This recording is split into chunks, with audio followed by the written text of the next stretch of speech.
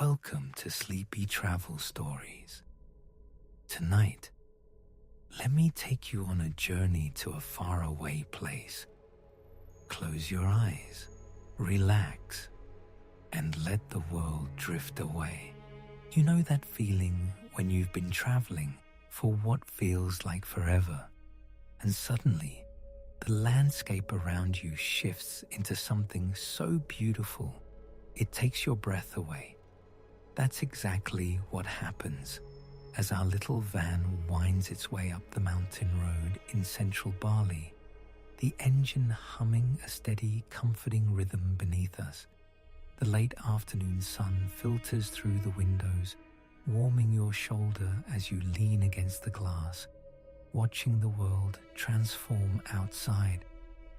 The driver, a gentleman named Wayan, whose smile reaches his eyes, navigates the winding path with the ease of someone who has made this journey countless times. His weathered hands rest lightly on the steering wheel, and occasionally he points towards something in the distance, speaking softly in a mixture of Indonesian and English about the villages we're passing. You can hear the genuine affection in his voice for this place he calls home. As we climb higher, the air begins to change. You roll down the window slightly, and immediately you're greeted by something remarkable.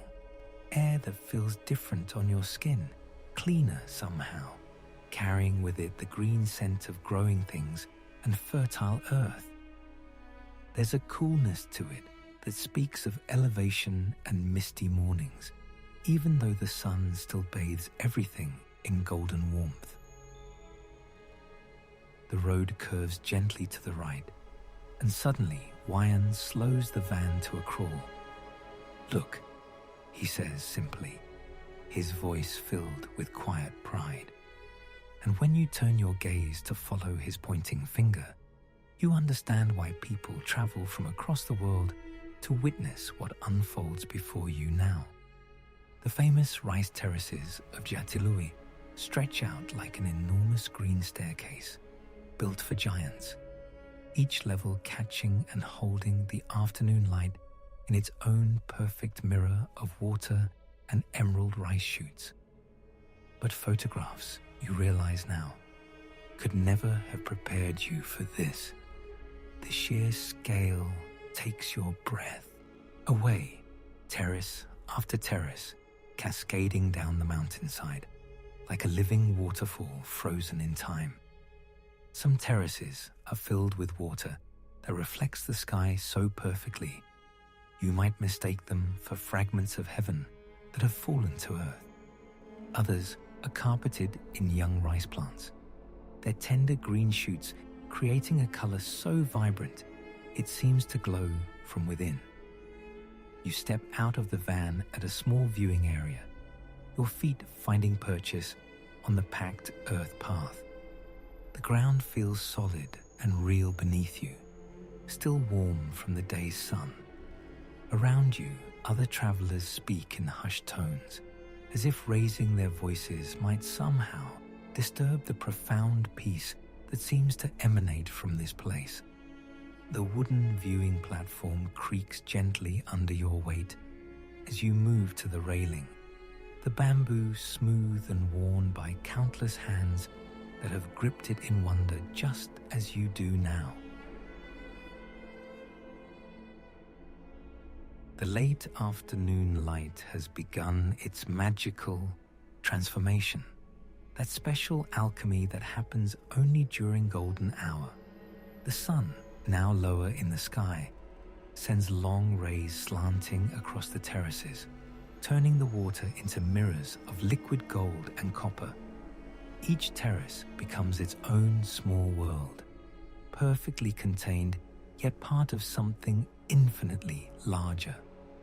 You can see farmers in the distance, tiny figures moving slowly through their flooded fields, their movements deliberate and practiced. Even from this distance, there's something deeply meditative about watching them work. their bodies bent in concentration, as they tend to plants their families have been growing for generations. A gentle breeze moves through the valley, and you can actually see it traveling across the terraces like a visible thing, rippling the water surfaces and bending the young rice shoots in slow, hypnotic waves. The sound it makes is barely audible, a soft whisper through the plants, like the valley itself is breathing. You close your eyes for a moment and let that sound wash over you, feeling your own breathing naturally slow to match this peaceful rhythm. When you open your eyes again, you notice details you missed before. Small birds, you're not sure what kind they are, dart between the terraces, their wings catching glints of sunlight as they move. Somewhere in the distance, you can hear the gentle lowing of cattle and the occasional voice of a farmer calling to a neighbor across the fields. These sounds don't disturb the peace. Instead, they seem to deepen it, reminders that this is a living landscape where people have worked in harmony with the land for over 1,000 years. Wayan appears beside you at the railing, moving with that unhurried grace you've noticed in so many of the Balinese people you've met. He's carrying a thermos and 2 small cups, and without asking, he pours tea that steams gently in the cooling air. The cup warms your hands as you accept it gratefully, and the first sip reveals a delicate flavor you can't quite identify. Something floral and earthy at the same time, like the essence of this mountain air captured in liquid form. My grandmother, she worked these fields, Wayan says quietly, his English careful but warm. And her grandmother before that. They say the spirits of the rice, they never leave this place. He gestures towards a small shrine you hadn't noticed before, tucked between 2 terraces, like a tiny temple watching over the crops. It's draped with yellow and white cloth that flutters gently in the breeze, and you can see offerings of flowers and fruit placed carefully at its base. The tea warms you from the inside as you sip it slowly, savoring both the flavor and the moment. You realize that this pause, this simple sharing of tea while watching the light change across the terraces, might be one of those memories that stays with you forever. Not because anything dramatic happened, but because everything was so perfectly, peacefully right. The warm cup in your hands, the solid platform beneath your feet, the vast living artwork spreading out below you, and beside you, this kind man sharing his family's story and his grandmother's valley. As you stand there, you begin to understand something about time that you'd never quite grasped before. In your regular life, time feels rushed, segmented into minutes and hours that always seem too short. But here, watching the light slowly shift and change across the terraces, time feels different, more liquid, more generous. Minutes stretch into comfortable, unhurried spaces where you can actually feel yourself breathing, where you can notice the way your shoulders gradually release tension you didn't even realize you were carrying. The sun continues its descent, and the light grows even more golden, more magical. What started as the bright clarity of afternoon has mellowed into something richer, warmer, like honey dissolved in amber. The water in the terraces now glows like scattered coins, each one catching and holding the light in its own perfect circle. You find yourself mesmerized by the patterns, geometric yet organic, orderly yet flowing, ancient yet timeless. A small group of ducks waddles across one of the lower terraces, their movements creating gentle ripples that spread outward in perfect circles, one ring touching another, until the entire surface of the water dances with intersecting patterns. It's such a simple thing, but somehow it feels profound, like watching the visible proof of how one small action can ripple outward, touching everything around it in ways both seen and unseen. Soon, the light will be most beautiful, Wayan says softly, checking a well-worn watch on his wrist. We go down to the walking path, yes? You see the terraces from inside, not just from above. The idea sends a little thrill through you to actually walk among these terraces, to be inside this living artwork rather than just observing it from a distance. You finish your tea, savoring the last warm sip, and follow Wayan down a narrow path that leads from the viewing platform into the terraces themselves. The path is made of packed earth and stone, worn smooth by countless footsteps over the years. Your feet find their rhythm on the gentle descent.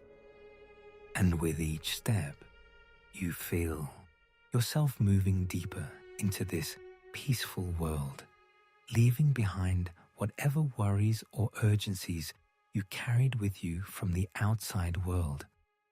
The air grows even more fragrant as you descend. You can smell the rich, fertile scent of the flooded earth, mixed with the green growing smell of the rice plants, and something else, something clean and moist that might be the mountain mist beginning to form in the cooling air.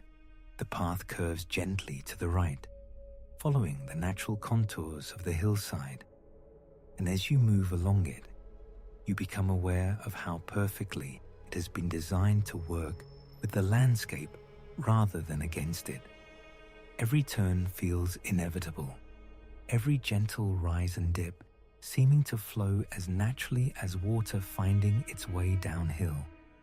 The ancient builders of these walkways understood something profound about moving through space with grace and intention, creating passages that honor both human need and natural form. To your left, the terraced pools stretch away in their magnificent stepped arrangement, each level catching and holding the golden light in its own unique way. Some terraces lie several feet below the path, their water surfaces appearing like distant mirrors that reflect not just the sky above, but the warm glow that seems to permeate everything at this magical hour. Others rise up to your right, their retaining walls built from carefully fitted stones that have aged to a beautiful weathered grey, each rock selected and placed with the kind of patient precision that only comes from true mastery of craft. The retaining walls themselves tell stories in their construction. Stones of various sizes fit together like pieces of an ancient puzzle, their surfaces bearing the gentle marks of time and weather. Moss has found purchase in some of the shadowed crevices between rocks, creating tiny gardens of velvet green that seem to glow with their own soft light. Here and there, small ferns have taken root in the walls embracing darkness, their delicate fronds unfurling toward the golden air with an elegance that speaks of perfect adaptation to place. As you continue along the pathway, your hand occasionally brushes against the tops of rice shoots growing in the terraces that rise to meet the path's level. The young plants feel cool and substantial beneath your fingertips, their surfaces still holding tiny droplets of moisture from the irrigation water that flows constantly through this living system. Each blade has a slight roughness to its texture, a gentle friction that speaks of vigorous growth and abundant life. When you lift your hand after touching them, you can detect the faint, clean scent of growing things, a fragrance that combines the sweetness of new growth with the mineral richness of fertile earth. The pathway begins to descend gradually, following a natural fold in the hillside, and this gentle downward slope allows you to see more of the terraced landscape spreading out below and around you. From this new vantage point, the geometric precision of the terrace system becomes even more apparent, yet also more magical. The golden hour light strikes each level at a slightly different angle, creating subtle variations in the color and intensity of the reflected glow. Some pools appear to hold liquid amber, while others shimmer with tones of warm honey or burnished copper. The sound of water becomes more noticeable as you walk, not as a single continuous flow, but as a complex symphony of small movements. You can hear the gentle trickling where water enters each terrace from the one above, the soft lapping where tiny ripples touch the earthen edges of pools, and the almost subliminal whisper of water moving through the carefully engineered channels that connect each level to the next.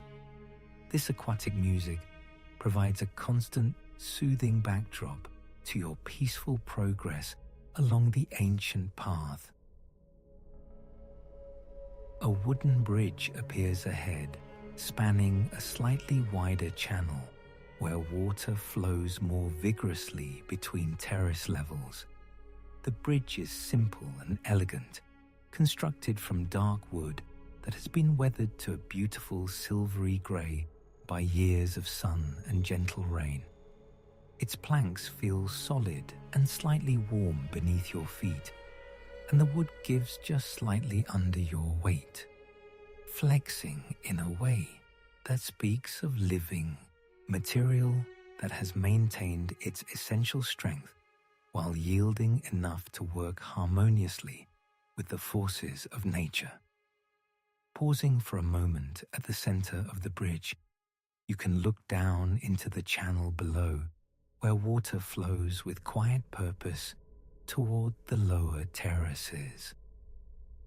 The stream bed is lined with smooth stones of various sizes, their surfaces made luminous by the golden light filtering down through the clear water. Occasionally, a leaf or small twig floats by, carried along by the gentle current on his journey from the higher elevations down through this magnificent system of cultivation and care. From this elevated position on the bridge, you can see how the pathways form an intricate network throughout the terrace landscape, some paths running horizontally along single levels, while others climb or descend to connect different elevations. It's like viewing a vast three-dimensional maze designed not to confuse, but to provide access and connection, allowing movement through this agricultural masterpiece while disturbing none of its essential functions. The golden light continues to deepen and intensify as you cross the bridge and continue along the path on the far side. Here, the walkway curves more dramatically, following the natural contours of a small rise in the terrain. This section of path feels slightly different beneath your feet. The earth here is mixed with tiny fragments of stone, creating a surface with more texture and grip. The change is subtle but pleasant, adding variety to the sensory experience of walking through this timeless landscape. As you climb the gentle incline, terraces both above and below come into view from new angles, revealing aspects of their construction and beauty that weren't visible from your previous position. The engineering required to create this system becomes more apparent from this perspective. The careful calculation of water flow, the precise grading required to ensure proper drainage while maintaining standing water in the growing beds, the incredible amount of stonework required to build the retaining walls that make each level possible. Yet despite the obvious complexity of the system, everything feels organic and natural, as if the terraces had grown from the hillside itself rather than being imposed upon it by human design. This harmony between human intention and natural form creates a profound sense of rightness, a feeling that this is how landscapes should be shaped when wisdom and patience guide the work. The scents carried on the evening air become richer and more complex as you reach the highest point of this section of pathway. Here you can smell not just the green freshness of growing rice and the mineral clarity of flowing water, but also hints of the broader landscape, the earthy richness of forest soil from the wooded areas that border the terraces, the subtle sweetness of flowering plants that grow wild along the less cultivated edges of the agricultural zone, and underneath it all, the fundamental scent of fertile earth warmed by golden sunlight. As you stand in this elevated space, breathing in these layered fragrances of earth and growth, you become aware of movement in the terraces below. The first figures emerge not with sudden appearance, but with the gradual recognition that comes when your eyes finally distinguish what has been there all along, waiting patiently to be noticed. 3 farmers work among the rice plants in different sections of the terraced landscape, each moving with the unhurried rhythm of those who have performed these same motions for decades.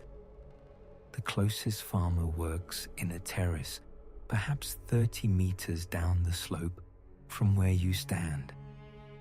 She moves through the ankle-deep water with steps so practiced that barely a ripple spreads from her passage. Her wide-brimmed hat, woven from palm fronds, casts a perfect circle of shade around her head and shoulders, and as she bends to examine the rice plants, the late afternoon light catches the worn fabric of her work clothes, soft blues and browns that seem to have absorbed something of the earth and sky around them. You watch as she cups individual rice stalks in her palm, testing their weight, checking their progress, with the kind of attention that can only come from years of intimate knowledge. The sound of her movement is barely perceptible from your vantage point, just the softest whisper of water being displaced, the gentle rustle of rice leaves brushing against fabric.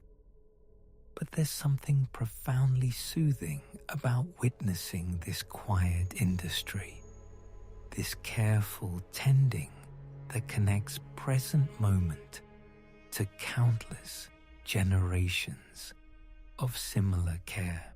Her movements create tiny currents in the water that catch and scatter the golden light, sending brief flashes of brightness across the surface like scattered coins.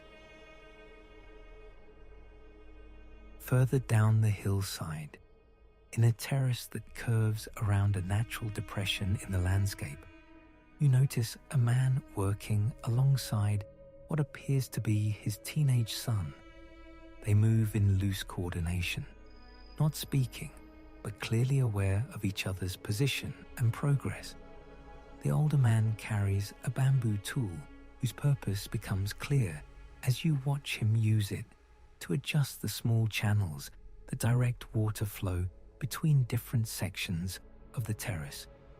Each adjustment is minimal, a slight repositioning of a stone, a small clearing of accumulated plant matter, but you can see how these tiny modifications send water flowing in precisely the desired direction. The son follows behind, carrying what looks like a woven basket containing small rice seedlings. He plants these with quick, sure movements, creating neat rows in sections where the existing plants have gaps. His hands disappear into the water and emerge again in one fluid motion, and somehow each seedling ends up perfectly positioned, its roots already settling into the rich mud below the waterline. The repetitive nature of his work creates its own gentle rhythm. Reach, plant, move forward, reach, plant, move forward. A meditation in motion that seems to harmonize with the natural sounds of water and wind. You notice how the water in their terrace has been stirred just enough by their activity to catch the light differently than in the undisturbed sections. Instead of the mirror-like reflections you observed earlier, this water shimmers with a more active golden luminescence, as if the disturbance has somehow awakened the light itself, making it dance and sparkle with renewed energy.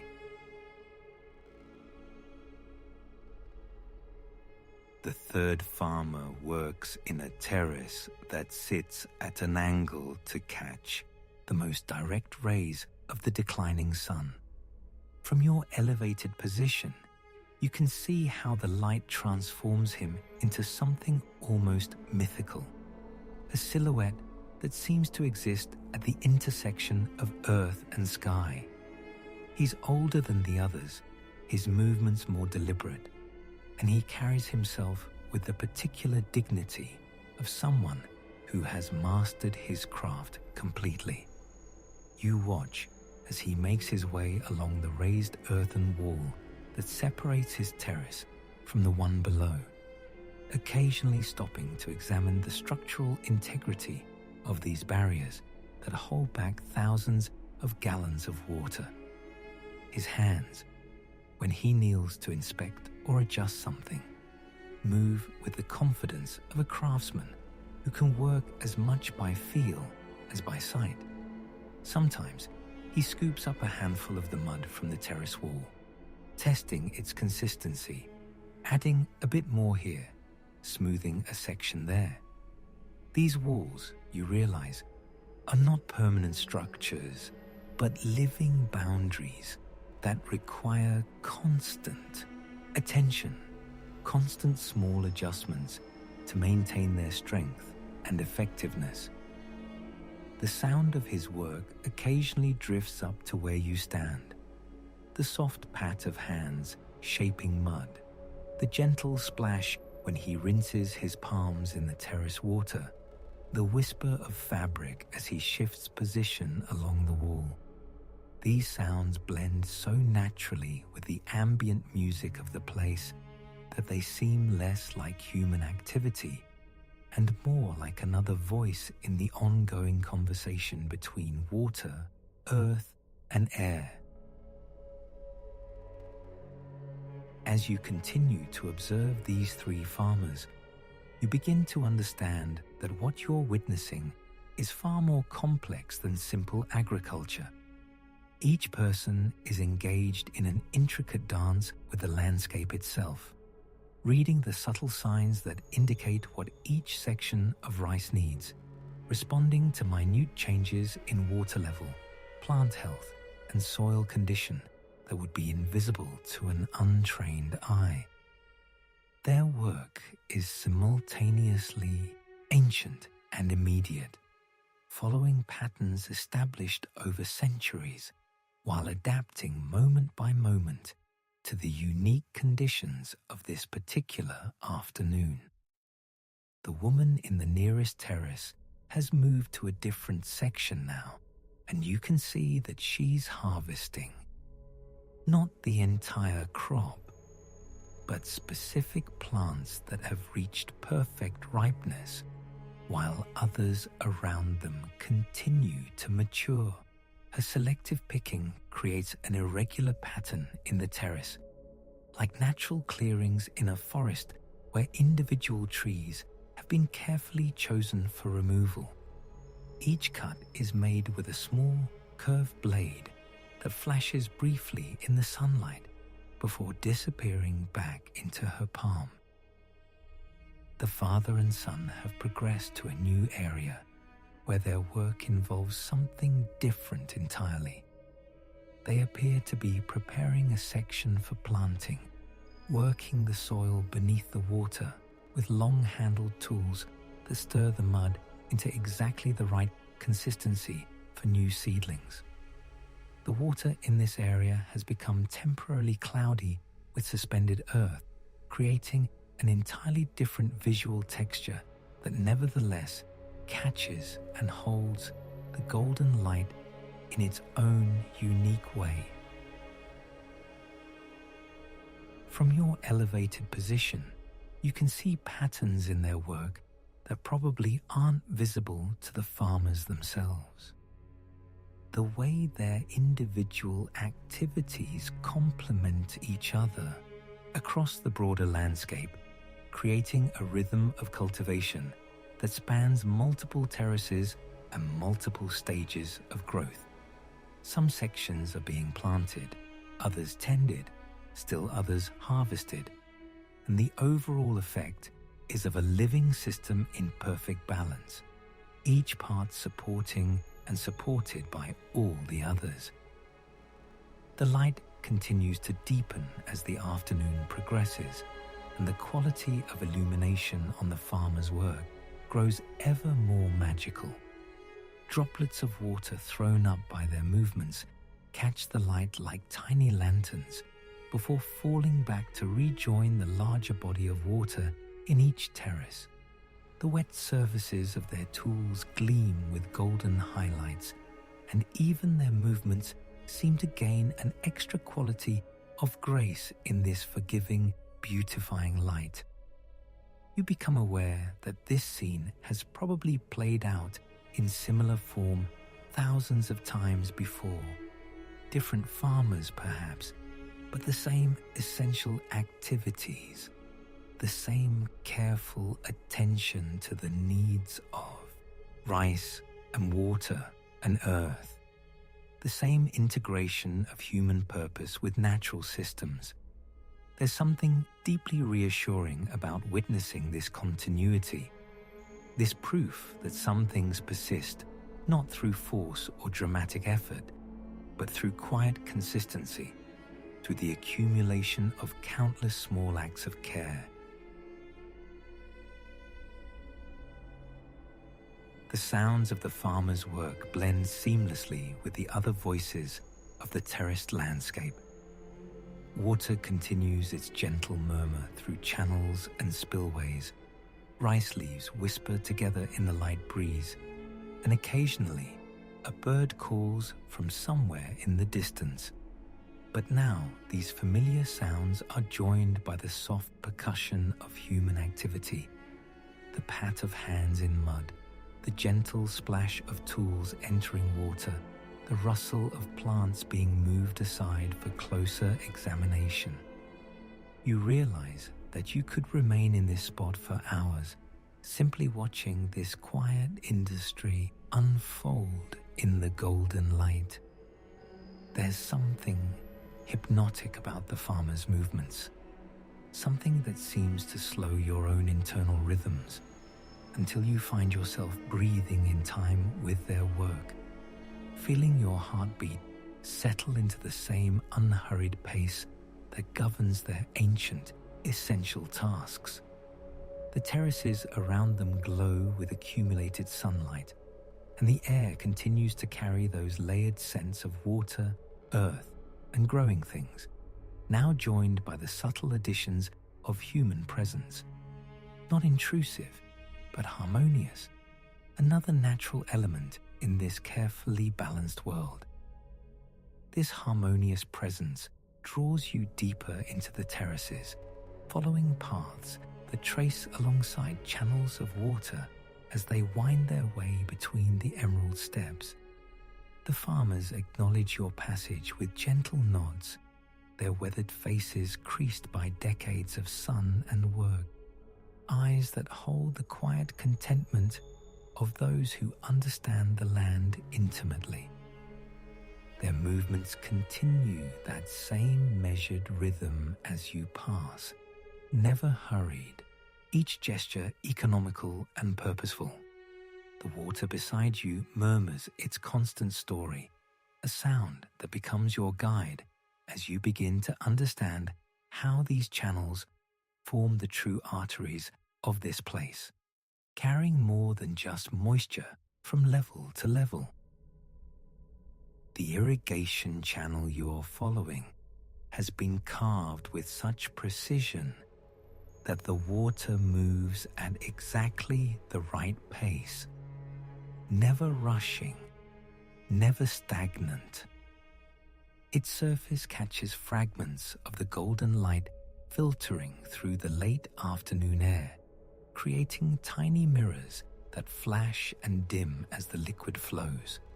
You notice how the channel walls are lined with smooth stones, worn down by countless seasons of water passage, until they feel like silk under your fingertips when you trail a hand along the edge.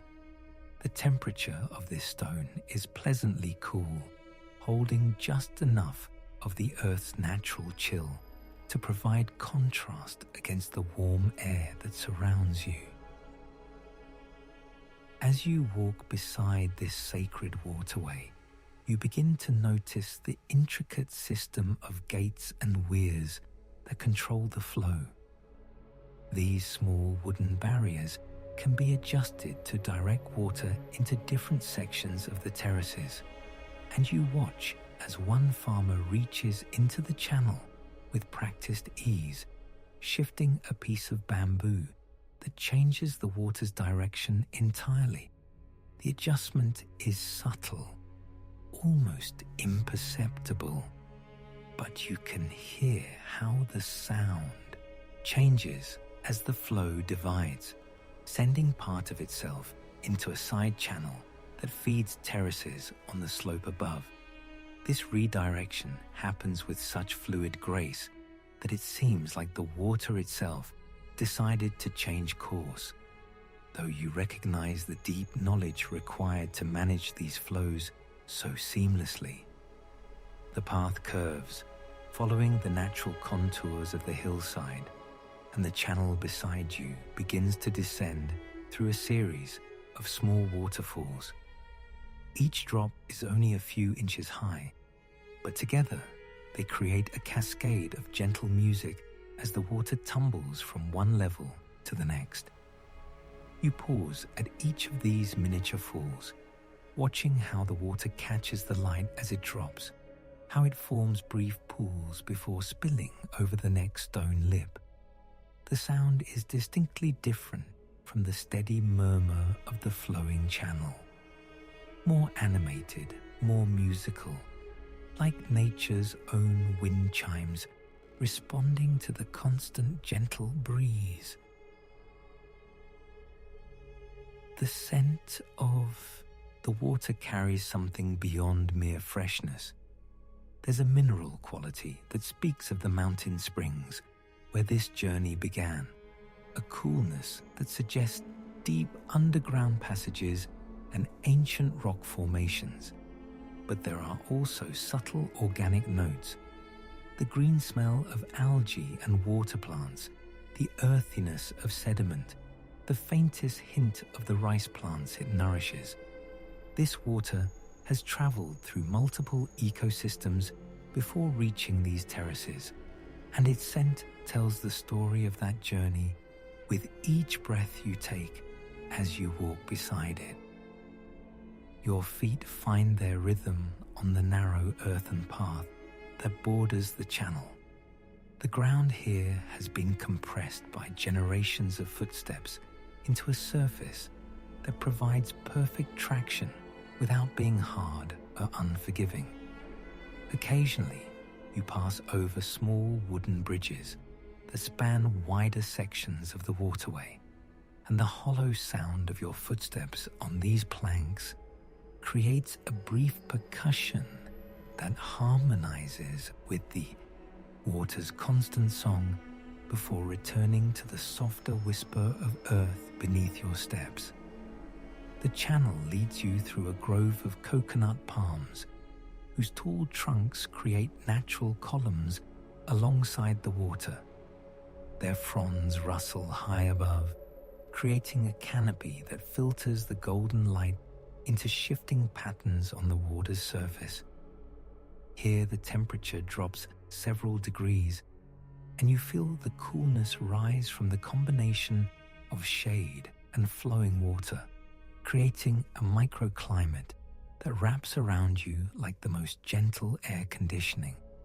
The sound changes too as the palm fronds add their soft rattling to the water's murmur, and occasionally a coconut falls somewhere in the distance with a muffled thud that briefly punctuates the otherwise constant symphony.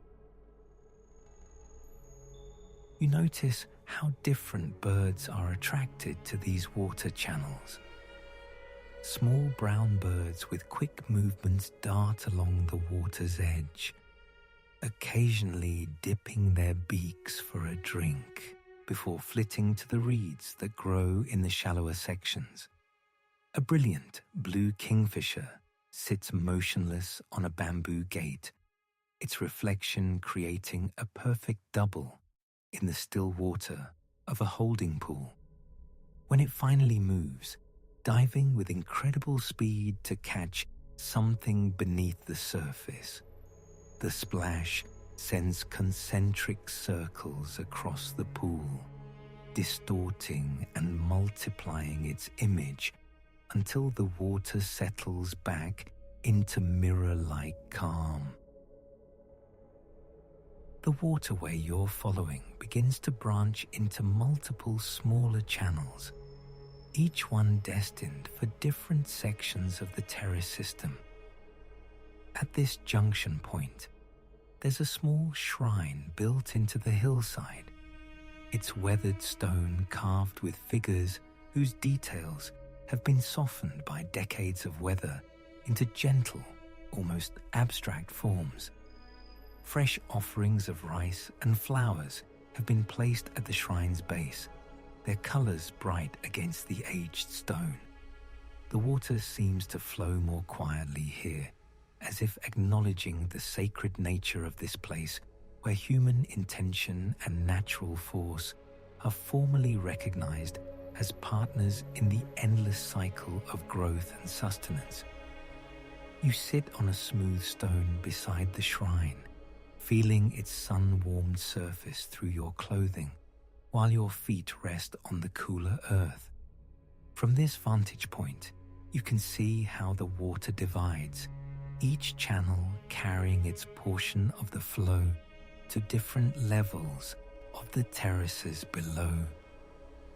The mathematics of this distribution seems effortless, yet you sense the generations of knowledge required to create such a perfectly balanced system. The water doesn't pause in its division. It flows with the same steady confidence it has maintained throughout your journey beside it, trusting in the wisdom of channels that have been guiding it for centuries. The late afternoon light has begun to take on an even richer golden quality, and where it touches the moving water, it creates an almost hypnotic display of shifting brightness. You find yourself following individual sparkles of light as they travel downstream, watching how they appear and disappear as the water's surface changes with each small current and eddy. This play of light and water becomes a meditation in itself, your attention naturally focusing on the constant movement while your breathing slows to match the water's unhurried pace.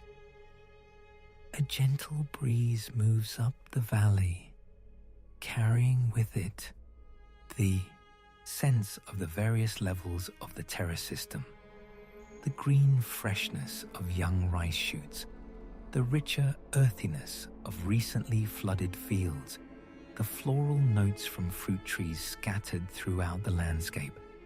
This breeze touches the water's surface, creating tiny ripples that catch and scatter the light in new patterns, adding another layer of movement to the already complex dance of illumination flowing past your resting place.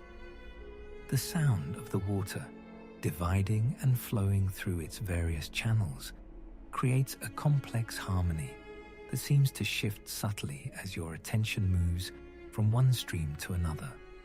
Sometimes you focus on the main channel with its steady, confident murmur.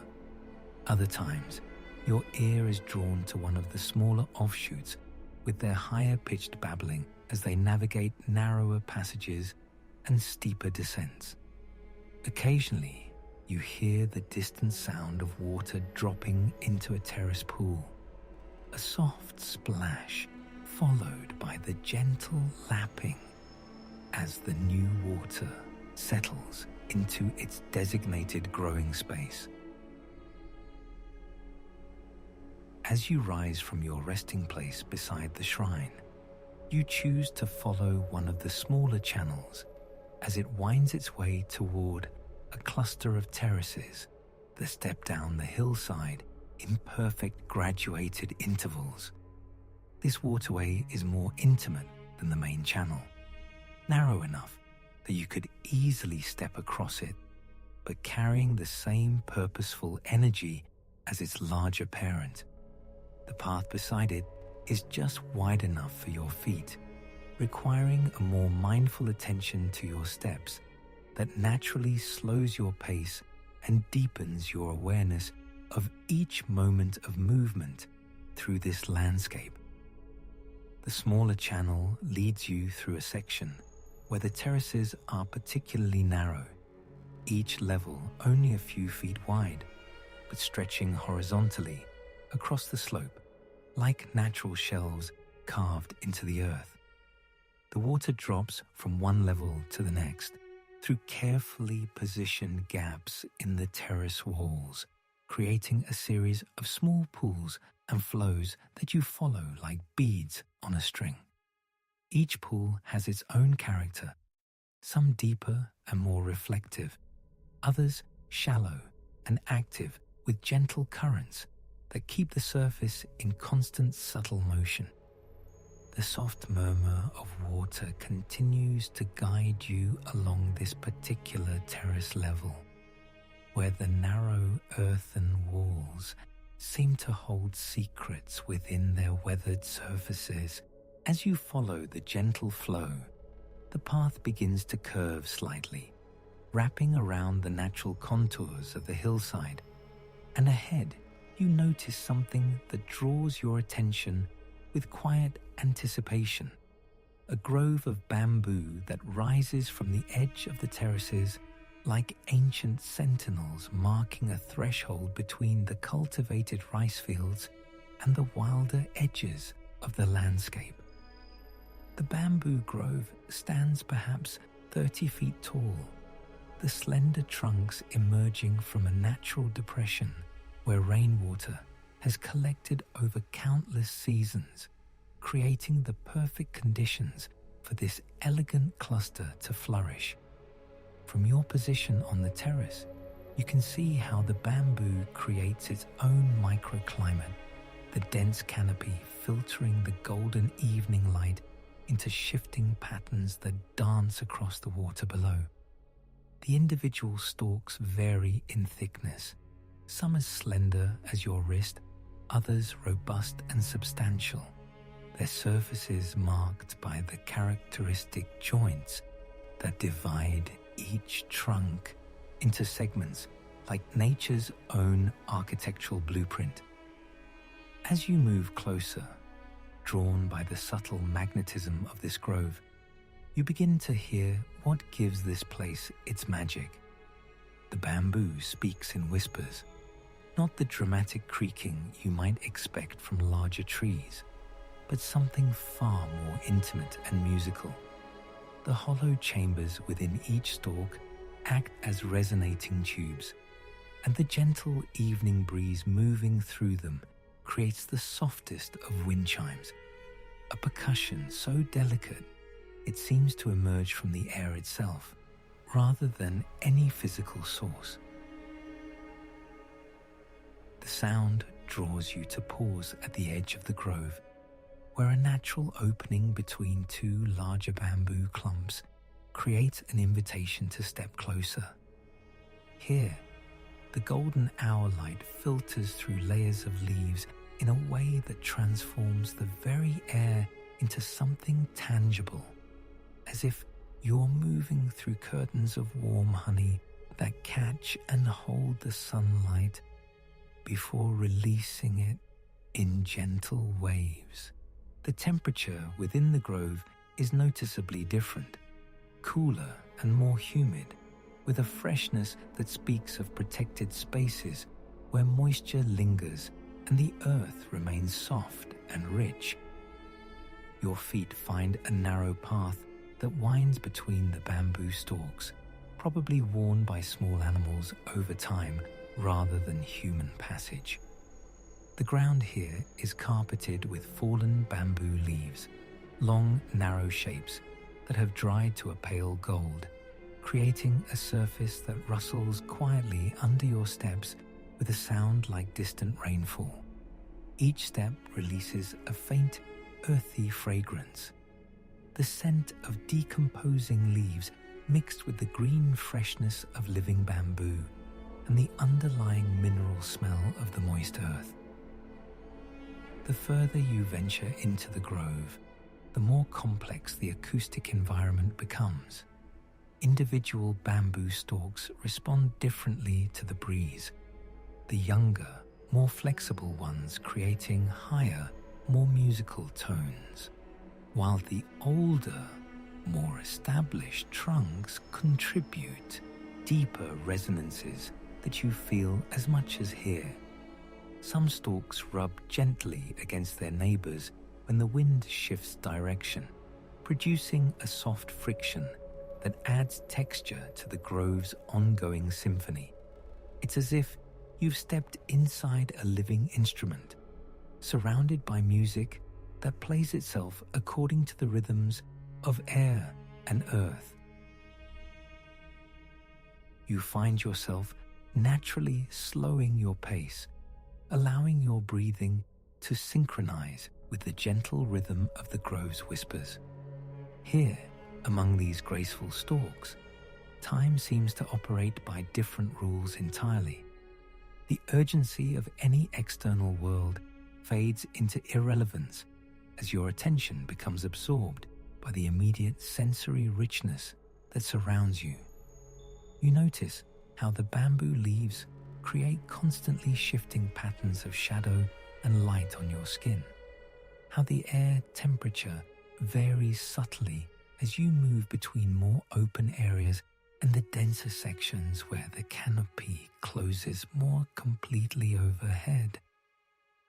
A particularly gentle gust of wind moves through the grove, and you pause to witness how the entire space responds as a unified organism.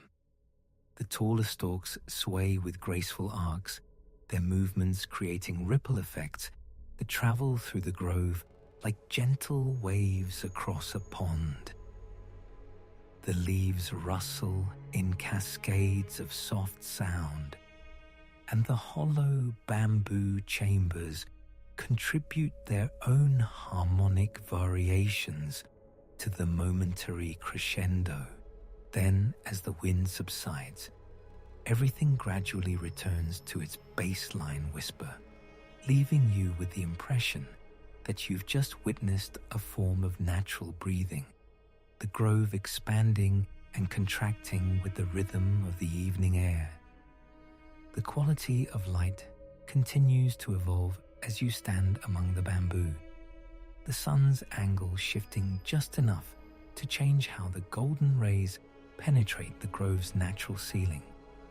Shafts of light now slant through gaps in the canopy at steep angles, creating dramatic columns of illuminated air where tiny particles of pollen and moisture become visible, like microscopic dancers suspended in space.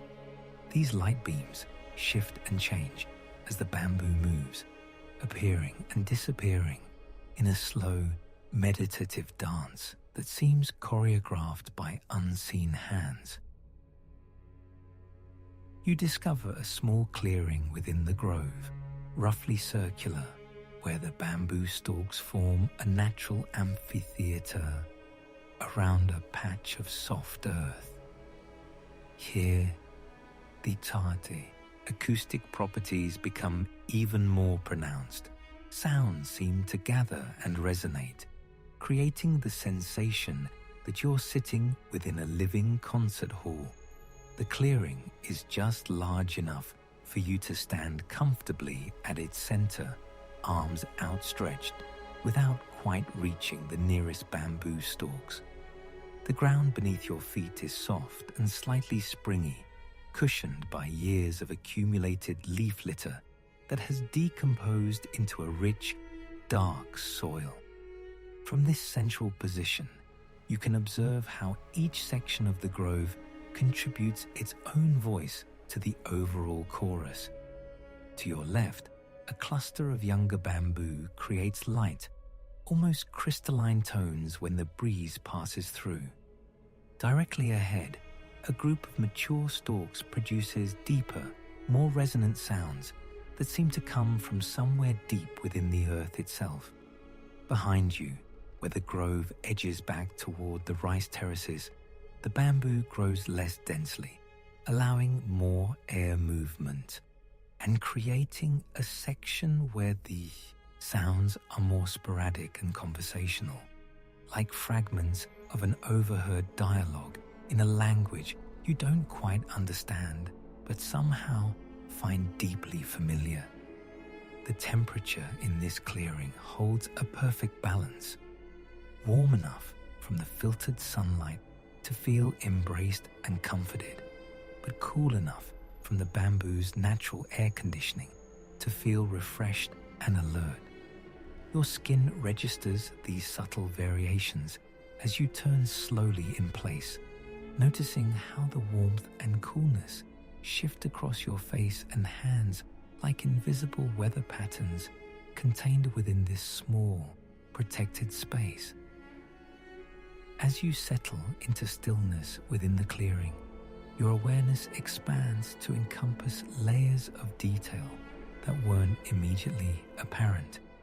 You begin to notice the tiny sounds within the larger symphony, the almost inaudible creaking of bamboo joints as the stalks respond to microscopic changes in air pressure, the soft patter of condensed moisture dropping from leaf to leaf in the more humid sections of the grove, the distant whisper of water still flowing through the rice terraces beyond the bamboo boundary. The grove reveals its inhabitants gradually as your presence becomes part of its natural rhythm. A small bird moves through the upper canopy, its passage marked not by sight, but by the subtle shift in bamboo leaf patterns as it navigates between the branches. Somewhere in the dense growth to your right, you hear the delicate sound of something small, perhaps a lizard or large insect, making its way across the dry leaf litter with barely perceptible rustles that speak of careful, deliberate movement. Even the air itself seems alive with subtle activity. You become aware of gentle currents that flow through the grove like invisible streams, carrying with them the mixed fragrances of bamboo sap, decomposing leaves, and the faint sweetness of some flowering plant that grows in the deeper shadows, where your eyes cannot quite penetrate. These air currents create their own geography within the grove, areas of movement and stillness that shift and change as the external breeze patterns evolve with the advancing evening. The golden hour light continues its slow transformation, and you watch as the entire character of the grove gradually shifts in response. What began as a bright, warm space filled with dramatic light and shadow is slowly becoming something more intimate and enclosed. The shafts of sunlight grow longer and more angled, creating increasingly complex patterns on the bamboo trunks and the forest floor. Some stalks now glow like lanterns, where the light strikes them directly, while others fade into gentle obscurity in the growing shadows. This transition happens so gradually that you become part of it without conscious decision, your own internal rhythm slowing and deepening to match the grove's evening transformation. Your breathing becomes more deliberate and spacious, each inhalation bringing in the grove's complex fragrances, each exhalation releasing any remnants of urgency or external concern that might still be lingering in your system. The bamboo's whispers seem to grow more articulate as the evening progresses, as if the grove is sharing secrets that only become audible when the world grows quiet enough to receive them. You find yourself listening not just with your ears, but with your entire body, feeling the subtle vibrations that travel through the ground and up through your feet, sensing the air pressure changes that accompany each shift in the wind, becoming a resonating chamber yourself within the grove's larger acoustic landscape. From somewhere deeper in the bamboo growth comes a sound you haven't heard before, a gentle, rhythmic tapping that might be one hollow stalk bumping against another in a pattern created by some particular interaction of wind and growth angles. The rhythm is irregular, but somehow musical, like a meditation bell being struck at intervals that follow no human logic, but seem perfectly natural within the context of this place. Each soft percussion adds another layer to the grove's ongoing composition, a reminder that you are witnessing something that continues regardless of any observer, a natural performance that has been unfolding here for years and will continue long after your visit becomes memory. This natural performance becomes a bridge between the bamboo grove's intimate acoustics and something larger beginning to resonate across the landscape. From somewhere beyond the grove, carried on the same evening air that moves through the bamboo stalks, comes a deeper sound, the first low bronze note of a temple bell. The sound doesn't interrupt the bamboo's gentle percussion, but rather harmonizes with it, as if the grove has been unconsciously keeping time, waiting for this moment when the day's contemplative rhythms would be called together into something approaching ceremony. The bell's tone moves through the air with the weight of bronze and the lightness of smoke. It travels over the rice terraces, across the channels of water that reflect the deepening sky, through the spaces between palm fronds and the gaps in bamboo walls. By the time it reaches you, The sound has collected something of everything it has passed over, a richness that speaks not just of metal struck by metal, but of the entire landscape participating in this evening acknowledgement. The note sustains itself far longer than seems possible, as if the terraces themselves are holding on to it, reluctant to let this marking of time fade back into silence. You find yourself drawn toward the source of this sound, leaving the bamboo grove's sheltered acoustics for the more open pathways that wind between the terraces. The transition is gradual.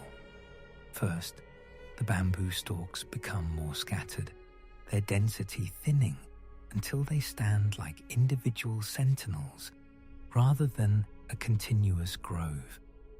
Then the path opens onto one of the broader earthen walkways that separate different levels of the terraced hillside, offering views that stretch across multiple layers of cultivation toward the small temple complex nestled into a fold of the landscape about a quarter-mile distant. The temple sits where two ridges meet, creating a natural amphitheater that seems designed to both collect and distribute sound. From this vantage point, you can see the source of the bell calls, a modest wooden structure with a traditional Balinese roof whose upturned edges catch the last direct rays of sunlight, while the main body of the building already rests in the purple shadow of the hillside behind it. The bell hangs in an open pavilion beside the main temple building, and though the distance makes details impossible to discern clearly, you can just make out the figure of someone moving in the rhythmic, unhurried way of ritual observance. Another bell tone emerges from that distant space, and this time you're watching as it happens. There's something mesmerizing about witnessing the moment of impact from this distance, seeing the tiny movements of the figure beside the bell, then waiting through a heartbeat of silence before the sound arrives, transformed by its journey across water and growing rice and evening air. The delay creates a dreamlike disconnect between sight and sound that makes the entire scene feel suspended outside normal time, as if you're observing something happening in a parallel world where cause and effect follow more mysterious rules. The path toward the temple descends gradually, following the natural contours of the hillside through a series of gentle switchbacks that offer constantly changing perspectives on both the temple complex and the terraces spreading out below and to either side. Each turn reveals new details, a wooden water gate you hadn't noticed before, now silhouetted against the luminous surface of a flooded terrace. A cluster of offering platforms at the intersection of two irrigation channels, their small bamboo structures decorated with palm leaf ornaments that flutter gently in the evening breeze. A section where the terraces step down in particularly dramatic fashion, creating a cascading series of reflecting pools that mirror the deepening colors of the sky. As you move closer to the temple, the sound environment continues to evolve. The bell tones become more immediate and complex, revealing acoustic details that distance had simplified. Each strike contains multiple frequencies, the fundamental bronze note accompanied by subtle harmonics that ring out at different pitches and fade at different rates. Between the bell calls, you begin to hear other elements of the evening temple ritual. The soft percussion of a wooden drum, played with restraint rather than emphasis. The occasional flutter of fabric in the breeze, suggesting prayer flags or ceremonial banners. The quiet splash of water being poured, probably part of ritual cleansing or offering preparation. The irrigation channels that run alongside the path carry their own subtle symphony as the water navigates the various gates and spillways that control its flow between terraces. The sound is different from the bamboo grove's gentle percussion, more liquid and continuous, with occasional burbles and gurgles as the water encounters stones or changes in channel depth. Sometimes the water sound synchronizes coincidentally with the bell tones, creating moments where the entire landscape seems to pulse together in rhythm, as if the temple's evening call is being answered by the very systems that sustain life in this place. The air carries new scents as you approach the temple complex. The clean, growing smell of the rice terraces mingles with occasional wisps of incense smoke, though the wind direction makes this fragrance intermittent and mysterious rather than overwhelming. Sometimes a stronger botanical note appears, perhaps frangipani or jasmine from flowering trees within the temple grounds, their sweetness more concentrated and purposeful than the subtle plant aromas of the agricultural landscape. These scented moments feel like glimpses into the temple's more intimate atmosphere, preview samples of the space you're approaching.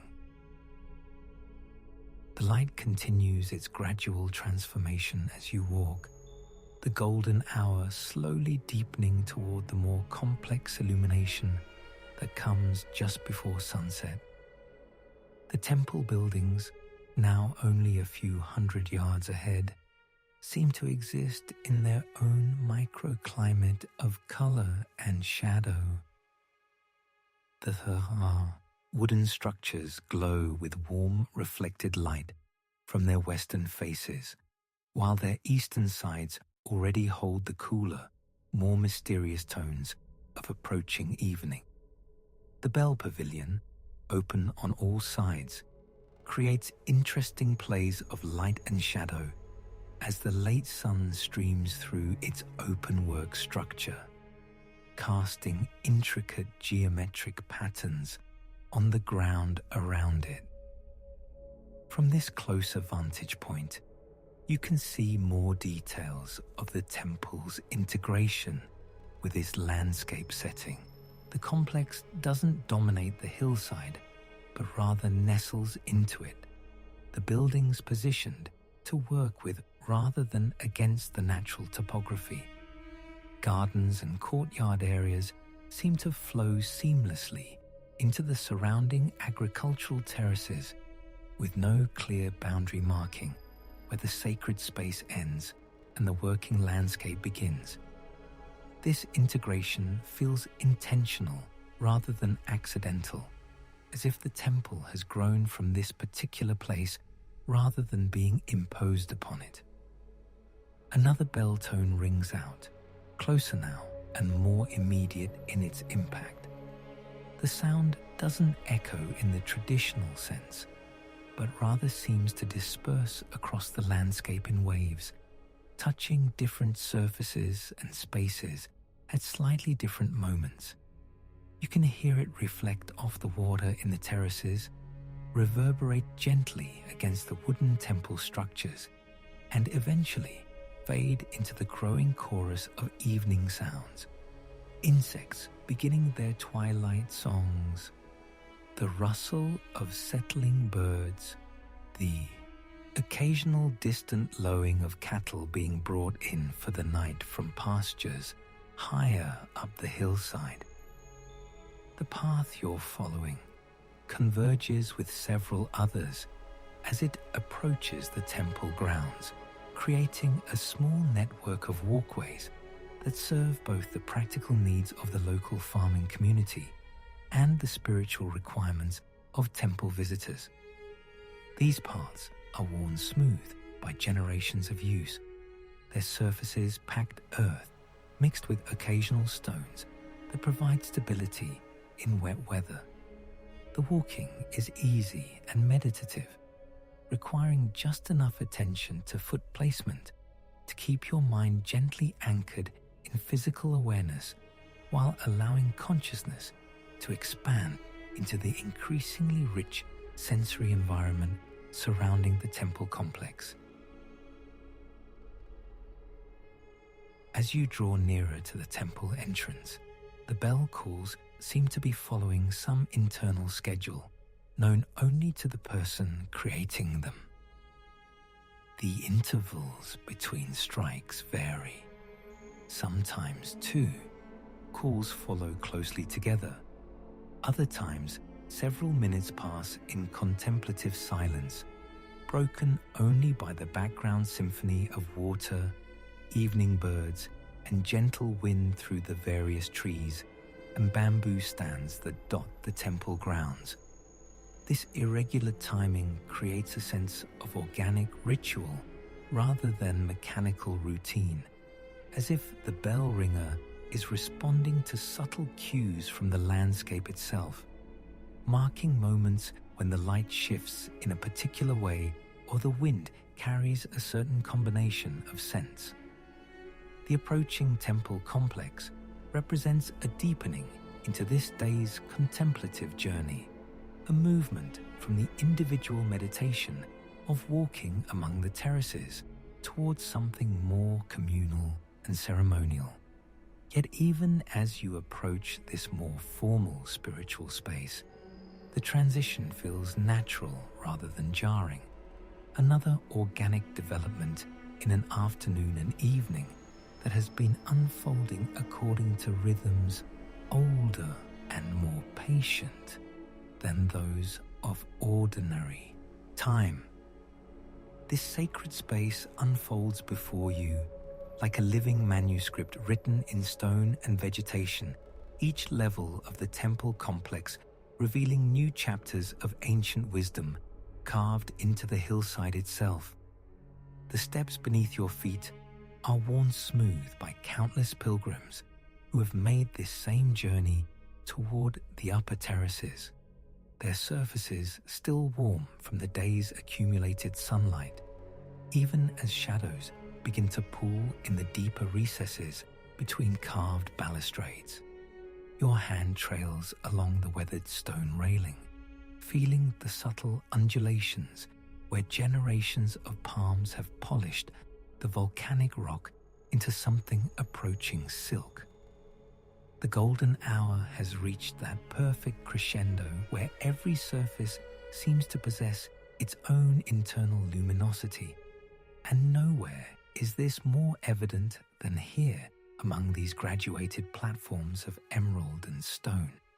The rice terraces that cascade below the temple complex appear to glow with an almost supernatural radiance. Each flooded terrace reflecting the sky like a fragment of broken mirror, carefully positioned to catch and multiply the light.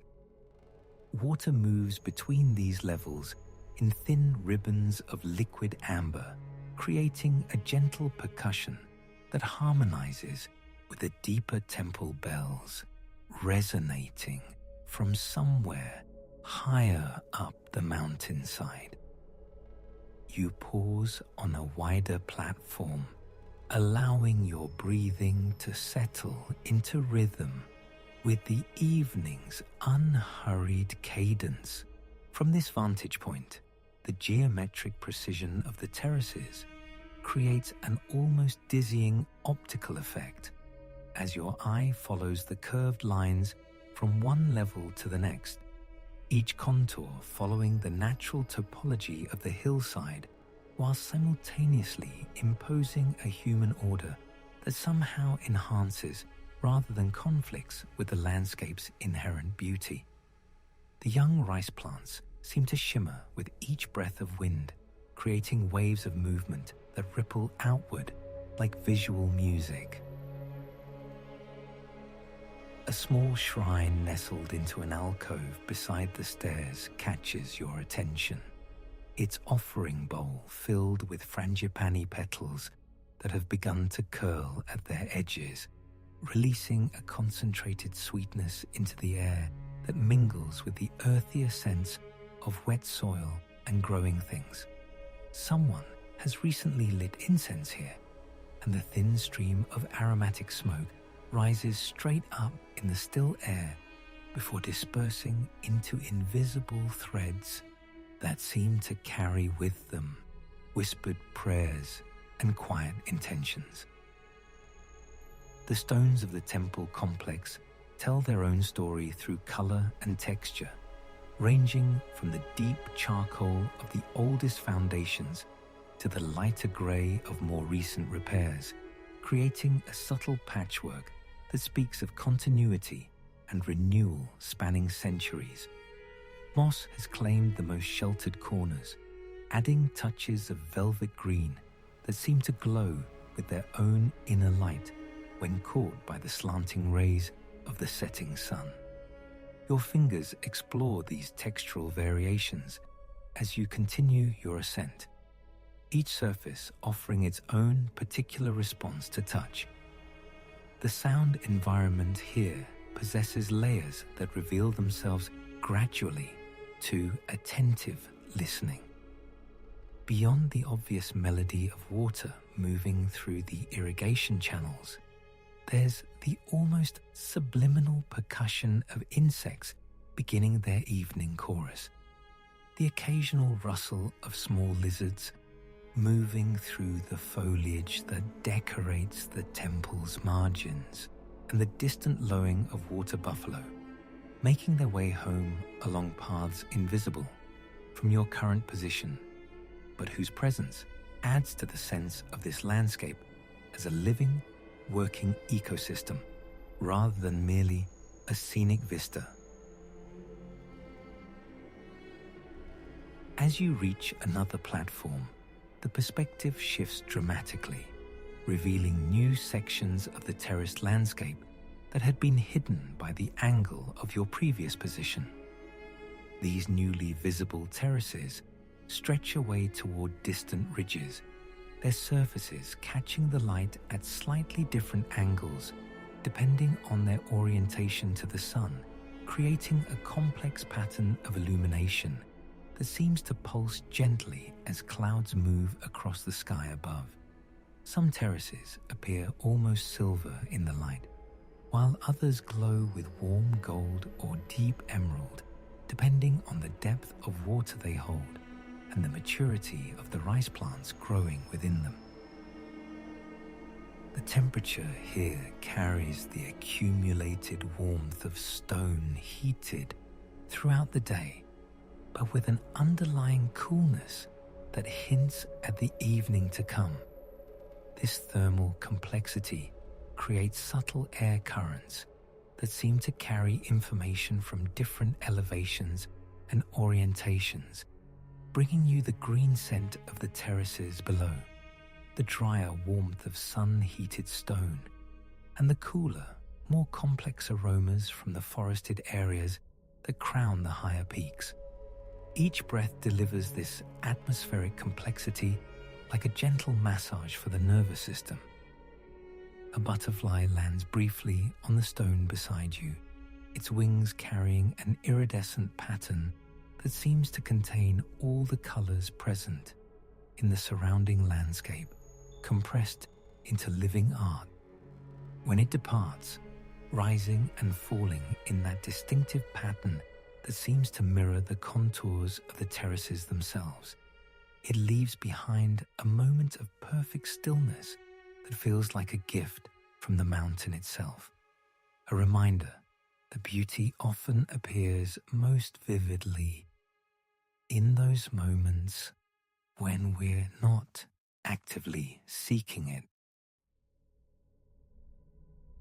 The golden light continues its subtle transformation as the sun drops incrementally toward the horizon, and you notice how this changing illumination alters not just the appearance, but seemingly the very character of the landscape around you. Surfaces that appeared smooth in the harsher light of midday now reveal subtle textures and variations, while shadows that had been stark black pools now show themselves to contain their own complex gradations of color and depth.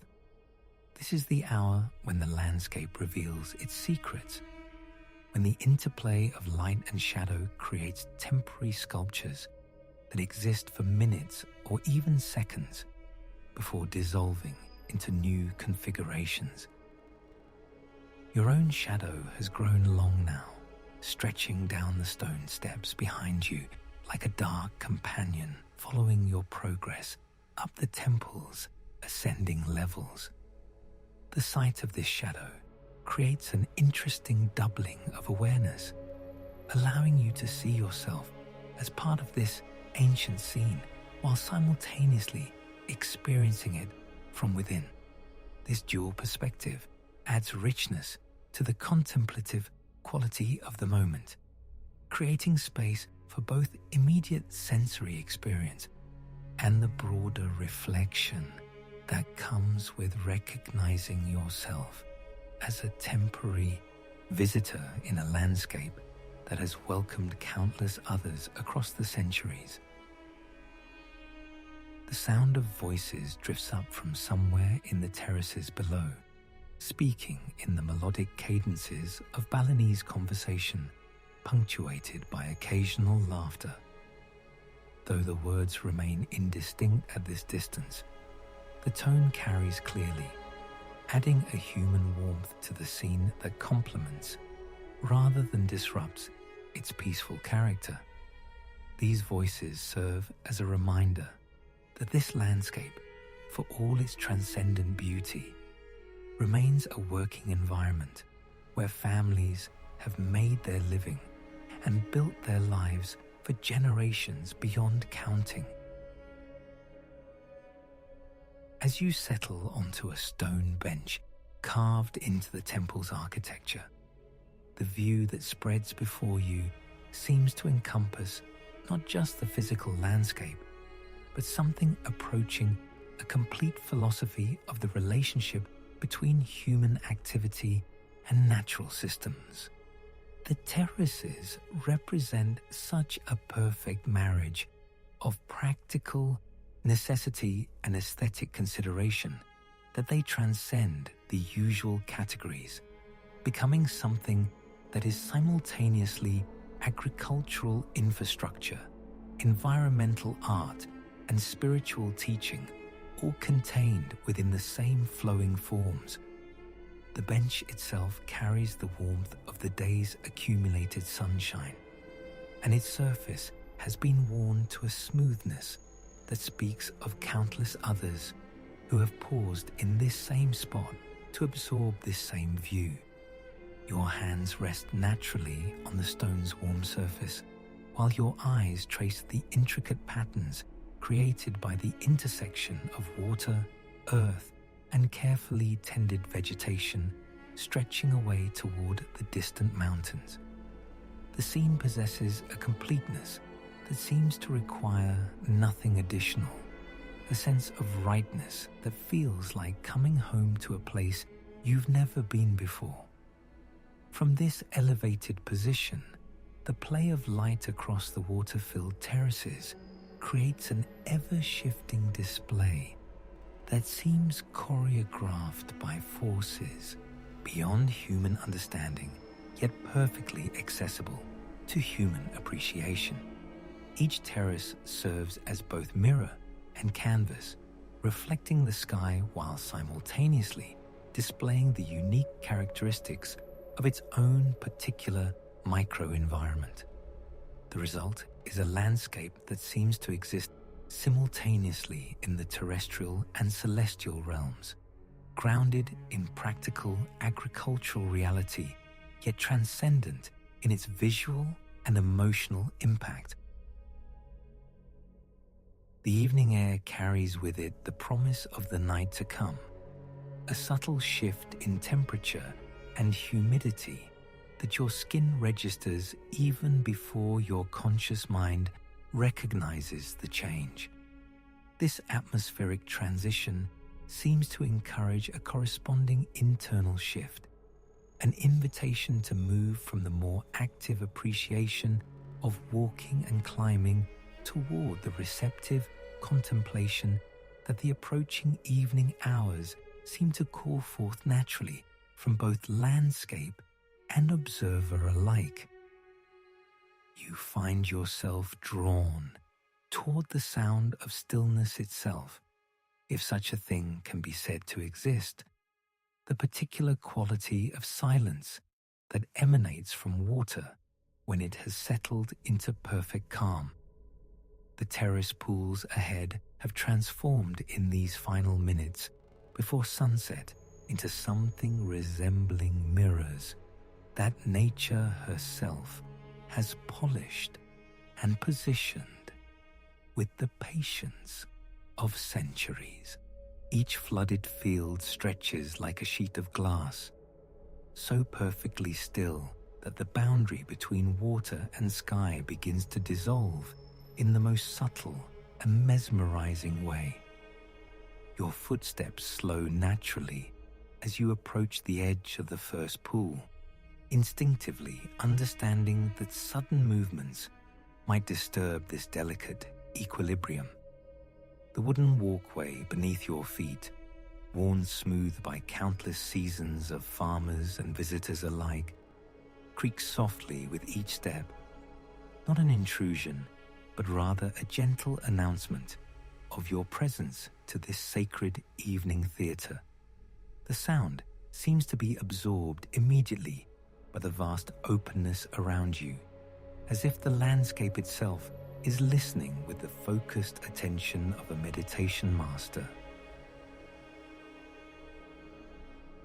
The water before you holds the sky with such pristine clarity that you feel momentarily disoriented, as though you might be looking down into an infinite blue depth, rather than across a shallow farming pool. Cloud formations that drift overhead appear twice, once in their proper celestial position and once again in their aquatic reflection, creating a sense of dimension that seems to expand beyond the physical boundaries of this mountain valley. A single white egret, standing motionless in the shallows, perhaps 30 yards away, appears both as itself and as its perfect mirror image, creating a symmetry so complete it might have been arranged by an artist with unlimited patience and an eye for divine proportion. The bird's stillness matches the water's stillness, which in turn seems to encourage your own breathing to settle into an even deeper rhythm. You can see the slight rise and fall of the egret's chest, the only movement visible in this entire tableau. And somehow this tiny pulse of life makes the greater stillness around it feel not empty but full, pregnant with possibility and awareness. The creature's presence transforms the scene from a beautiful but static landscape into something alive and breathing, yet breathing so quietly that the silence remains unbroken. As you settle onto a weathered bamboo platform that extends slightly over the water's edge, you become aware of how the temperature has shifted almost imperceptibly in just these few minutes. The air carries a coolness now that wasn't present earlier, not cold but refreshing in the way that speaks of evening's approach without announcing it boldly. This subtle change seems to affect everything around you. The leaves of nearby coconut palms hang a little stiller.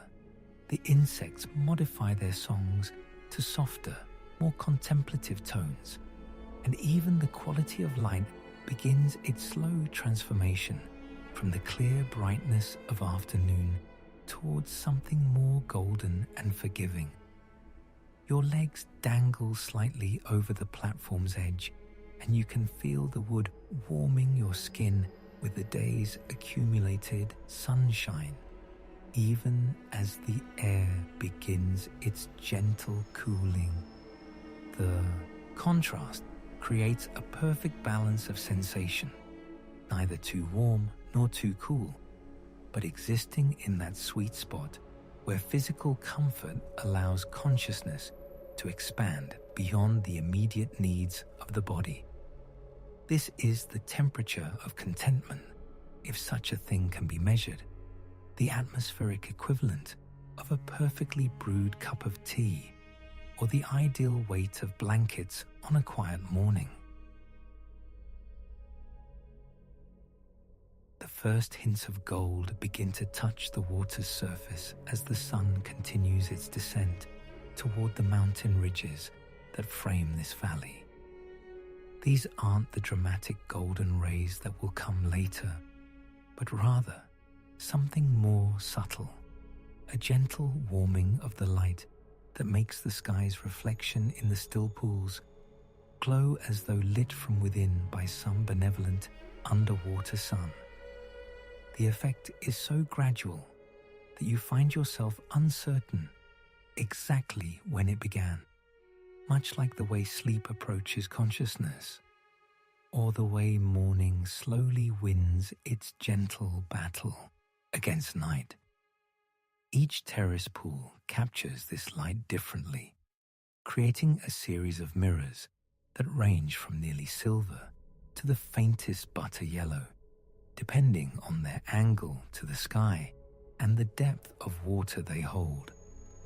Some pools, those that have been recently flooded for the next planting, hold the light like shallow bowls, while others, where the rice shoots have begun their early growth, create more complex patterns as the young plants break the surface in perfectly organized rows. These emerging shoots add vertical elements to the horizontal planes of water, creating a subtle texture that catches and scatters the light in ways both predictable and surprising.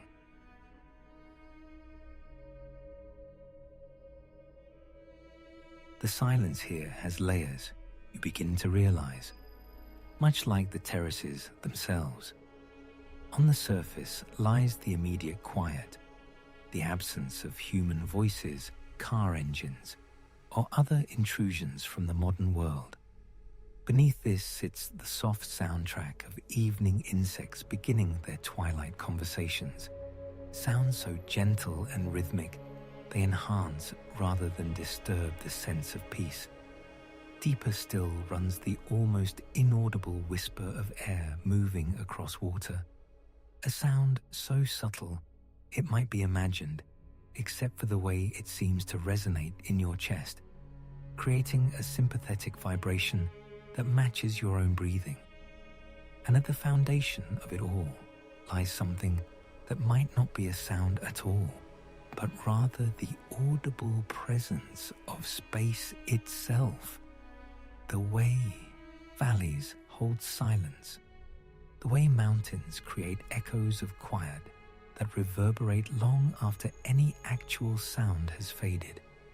This deepest layer of silence feels ancient, as though it has been accumulating here for centuries, built up slowly like the terraces themselves through patient human labor, working in harmony with natural processes. A gentle breeze moves across the water, so light it barely disturbs the surface, but sufficient to create the tiniest of ripples that spread outward in perfect concentric circles from some invisible point of contact. These rings move slowly, hypnotically, expanding until they reach the earthen borders of the terrace, where they spend themselves silently against the muddy banks. Watching their progress feels almost meditative, the predictable physics of the expanding circles creating a natural mandala that appears and dissolves and appears again as the air continues its subtle dance with the water's surface. The egret, still standing in its perfect stillness, seems to serve as a kind of living meditation bell, its presence marking the moment without disturbing it. Occasionally, the bird shifts its weight almost imperceptibly from one leg to the other, movements so small and slow they appear to be part of the landscape's own breathing, rather than conscious decisions by a separate creature. This quality of patient watchfulness seems to be something you can learn from simply by witnessing it, an instruction in presence that requires no words or formal teaching. As the sun moves closer to the mountain ridges, the quality of reflection in the water begins to change in ways both subtle and profound. What began as simple mirroring now becomes something more complex, as though the water has learned to hold light rather than simply reflect it. The sky's image in the pools gains depth and richness, colors that weren't visible in the actual sky above, beginning to emerge in its liquid double. Soft purples appear at the edges of clouds, and the blue of late afternoon begins its gradual shift toward the deeper hues that will welcome evening's arrival. This transformation happens so gradually that it feels less like change and more like revelation, as though these colors were always present but required this particular quality of light and this specific moment in the day's progression to become visible to human eyes.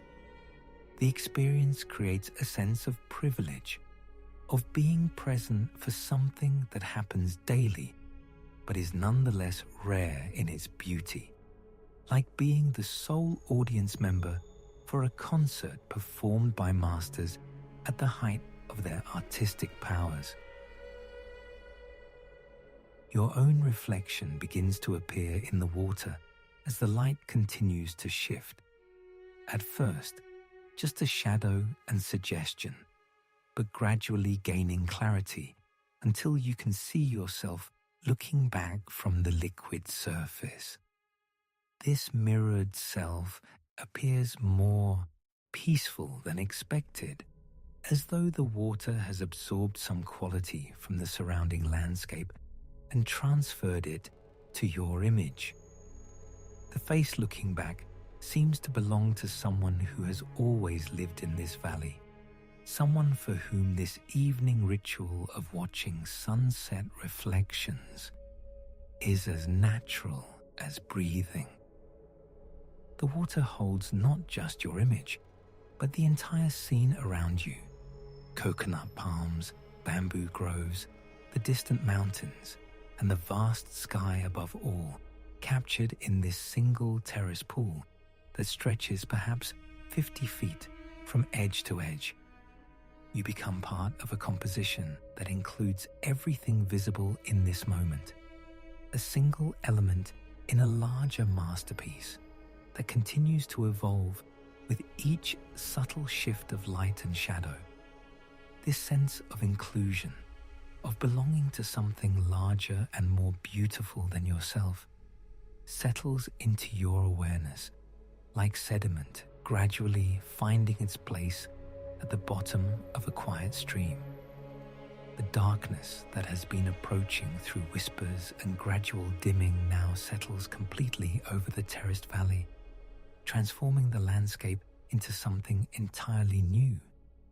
Where golden light once carved sharp distinctions between water and stone, between plant and sky, now a softer reality emerges. The rice terraces become pools of captured starlight, their surfaces barely visible as dark mirrors that occasionally catch and hold the faintest glimmers from above. You find yourself in a world defined not by what you can see, but by what you can hear. The symphony begins slowly, tentatively, as if the valley itself is testing its voice after the long day of silence imposed by heat and brightness. A single cricket offers a hesitant chirp from somewhere in the tall grass that borders the nearest terrace. The sound is clear and bright in the cooling air. A tiny bell struck once and allowed to fade. Then another cricket answers from across the water, and another from higher up the slope. Within minutes, what began as isolated notes becomes a gentle chorus, each insect adding its voice to a conversation that seems to flow like water itself from level to level down the mountainside.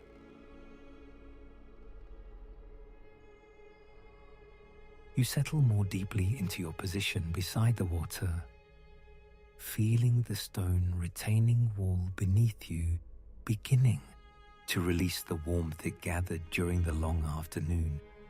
The surface feels smooth and slightly gritty, worn by decades of farmers' hands and weathered by countless seasons of rain and sun. As your body adjusts to this natural seat, you become aware of how the temperature is shifting around you. The air that felt so warm and heavy just an hour ago now carries a different quality, lighter and more breathable, with the faintest suggestion of coolness that seems to rise from the water itself. The cricket symphony continues to build, but is joined now by other voices. From somewhere in the dense bamboo grove that climbs the steep slope behind you comes a soft rustling, rhythmic and purposeful. Perhaps a small animal moving through the undergrowth, or simply the bamboo canes swaying gently in a breeze too subtle to feel on your skin, but strong enough to animate the tall grass and broad leaves that create the valley's verdant walls.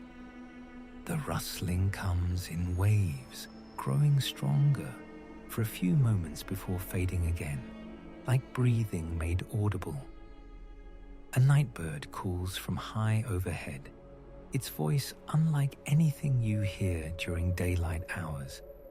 The sound is liquid and melodious, rising and falling in a pattern that seems both random and perfectly structured, like a jazz musician improvising around a half-remembered melody.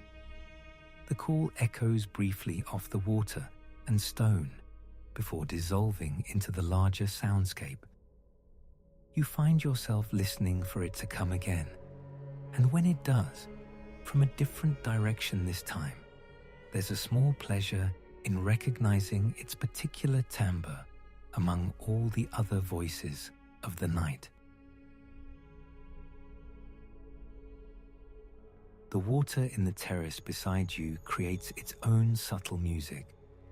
What appeared perfectly still during the day now reveals tiny movements, small sounds so quiet they exist at the very edge of hearing. There's an occasional gentle lap as a breath of air disturbs the surface, sending the smallest possible waves against the earthen banks. Sometimes you hear what might be a fish rising to take an insect, just the faintest kiss of water meeting water, followed by spreading rings that you sense rather than see in the darkness. As your ears become more attuned to the valley's nighttime voice, you begin to distinguish layers within the sound. The crickets, which at first seemed like a single unified chorus, separate into distinct groups. Some chirp rapidly in bright, quick bursts. Others offer longer, more sustained notes. A few provide what sounds almost like a bass line, deeper pulses that you feel as much as hear. Together, they create a rhythm that seems to match something deep within your own body, perhaps your heartbeat or your breathing, though it's impossible to say whether the insects are matching you or you are unconsciously synchronizing with them. From further up the valley comes a sound that takes you a moment to identify. It's the gentle murmur of moving water, probably a small stream that feeds the irrigation system during the day, but sounds different now in the stillness.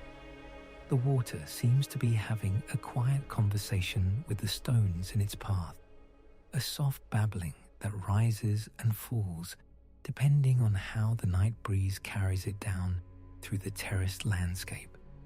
Sometimes the sound grows clear enough that you can almost distinguish individual notes as water flows over rocks of different sizes and shapes. Other times, it fades until it becomes part of the valley's background whisper, a constant presence that you notice only when you listen specifically for it.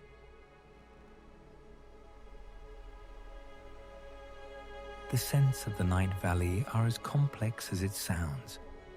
The fragrance of the rice plants seems more concentrated now, earthier and greener somehow, as if the darkness has allowed their essential nature to emerge more fully. There's also something floral in the air, though you cannot identify the source. Perhaps jasmine or frangipani blooming somewhere in the darkness, their perfume carried on air currents that follow pathways invisible to your eyes, but clearly defined to your nose. The floral notes weave through more fundamental scents: rich soil, fresh water, the green smell of growing things, and underneath it all, the clean scent of mountain air that has traveled down from peaks you cannot see but somehow sense, rising all around this sheltered valley. A larger bird calls from somewhere across the water, its voice deeper and more resonant than the earlier melodic notes. This call has weight to it, a hollow quality that suggests it might be coming from within the dense foliage, rather than from an exposed perch. The sound seems to roll across the terraced landscape, bouncing softly off water surfaces and stone walls before fading into the distance. When it ends, there's a brief moment of relative quiet, as if the other creatures of the night are listening respectfully before resuming their own conversations. The temperature continues its gentle decline, and you notice that your skin feels different now. Where the day's heat seemed to press against you from all directions, the night air seems to flow around you, touching your arms and face with the lightest possible contact. It's not yet cool enough to be called a breeze, but there's definitely movement in the air now, circulation that was impossible during the heat of the afternoon. This moving air carries with it a constant parade of scents and sounds, bringing you news from other parts of the valley, other terraces and groves and hidden corners where the night is unfolding in its own particular way. You become aware of sounds that exist at the very limits of perception, so quiet that you're not entirely sure whether you're hearing them or imagining them. There might be the distant sound of water dripping, perhaps from a small waterfall hidden somewhere in the jungle-covered slopes. There could be the whisper of wings as insects move through the air around you, too small and quick to see, but creating tiny disturbances in the atmosphere that your ears somehow detect. The bamboo grove behind you produces occasional creaks and sighs, the sounds that wooden things make when they expand and contract with changing temperature and humidity. A new voice joins the night chorus, and this one is unmistakably human. Somewhere across the valley, probably on another terrace system, some distance away, someone is singing. The voice is too far away for you to distinguish words or even melody clearly, but the sound carries beautifully across the water and through the still air. It's a woman's voice, you think, warm and low, rising and falling in what sounds like a traditional song. Perhaps a farmer's wife or daughter, singing while performing some evening task, unconscious that her voice is traveling so far through the receptive night air to reach your listening ears. An owl calls from somewhere in the forested hills that border the terraces, its voice deep and questioning, echoing off the stone retaining walls that hold each level of rice paddies in place. The call seems to hang in the air longer than should be physically possible, as if the valley itself is reluctant to let the sound fade, holding it gently before finally releasing it into the night sky, where it mingles with the whisper of leaves and the distant trickle of water moving through irrigation channels. You become aware of how the moonlight has transformed your own perception of space and time. In the sun's bright clarity, everything was sharp-edged and immediate. Now, under the moon's gentler influence, boundaries seem softer, less insistent. The line between earth and water blurs in the silvered reflections. The distinction between near and far becomes less relevant when everything is painted in the same gentle gradations of light and shadow. A cool breeze moves up from the valley floor, carrying with it the scent of wet earth and growing rice, tinged with the faintest hint of night-blooming flowers from the forest edges. The air tastes clean and slightly sweet, with an underlying richness that speaks of fertile soil and abundant water. You breathe it in deeply, feeling it fill not just your lungs, but seeming to nourish something deeper, some part of you that rarely gets fed by the ordinary air of everyday life. The wind's passage across the terraces creates the gentlest of sounds, like whispered conversations between the water and the air. You can hear it moving through the young rice shoots that have begun to emerge in some of the terraces, a rustling so soft it's almost subliminal, more felt than heard. This is the sound of growth itself, of life engaged in its patient, persistent work of becoming. As your eyes continue to adjust to the moonlight, you begin to notice details that were invisible before. Small insects move across the water surfaces, creating tiny wakes that catch the light. Night herons stand motionless in the shallows of distant terraces, so still they might be mistaken for decorative statues, until one moves with lightning quickness, striking at something beneath the surface, then returning to its patient vigil. The moon itself seems to pulse gently in the sky, though you know this is an illusion created by wisps of nearly invisible clouds that drift across its face from time to time. When these ephemeral veils pass over the lunar surface, the light on the terraces dims and brightens rhythmically, like a vast, slow-breathing organism. The effect is hypnotic, a visual lullaby that seems designed specifically for this moment, this place, this perfect conjunction of observer and observed. You realize that your breathing has synchronized not just with the valley's rhythms, but with this lunar breathing as well. Your chest rising and falling in harmony with the brightening and dimming of the terraced pools below. There's no effort in this synchronization. It simply happens, as natural as the way flowers turn toward the sun, or the way water finds its level. The terraces themselves seem to possess a kind of consciousness under the moonlight, as if the careful work of countless generations of farmers has imbued them with something approaching awareness. Each level speaks to the next through the gentle flow of water, a liquid conversation that has continued uninterrupted for centuries. The retaining walls, built from stones fitted together with infinite patience and skill, stand as testament to human partnership with landscape, a collaboration so seamless it appears to be purely natural. In the middle distance, you can see where newer terraces are still under construction, their edges more raw, their geometry not yet softened by time and weather.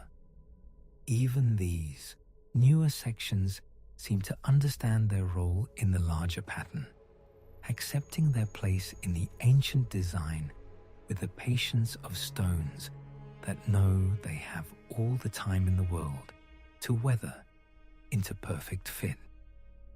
A bat flickers through your peripheral vision, its flight pattern erratic and purposeful as it hunts insects above the water surfaces.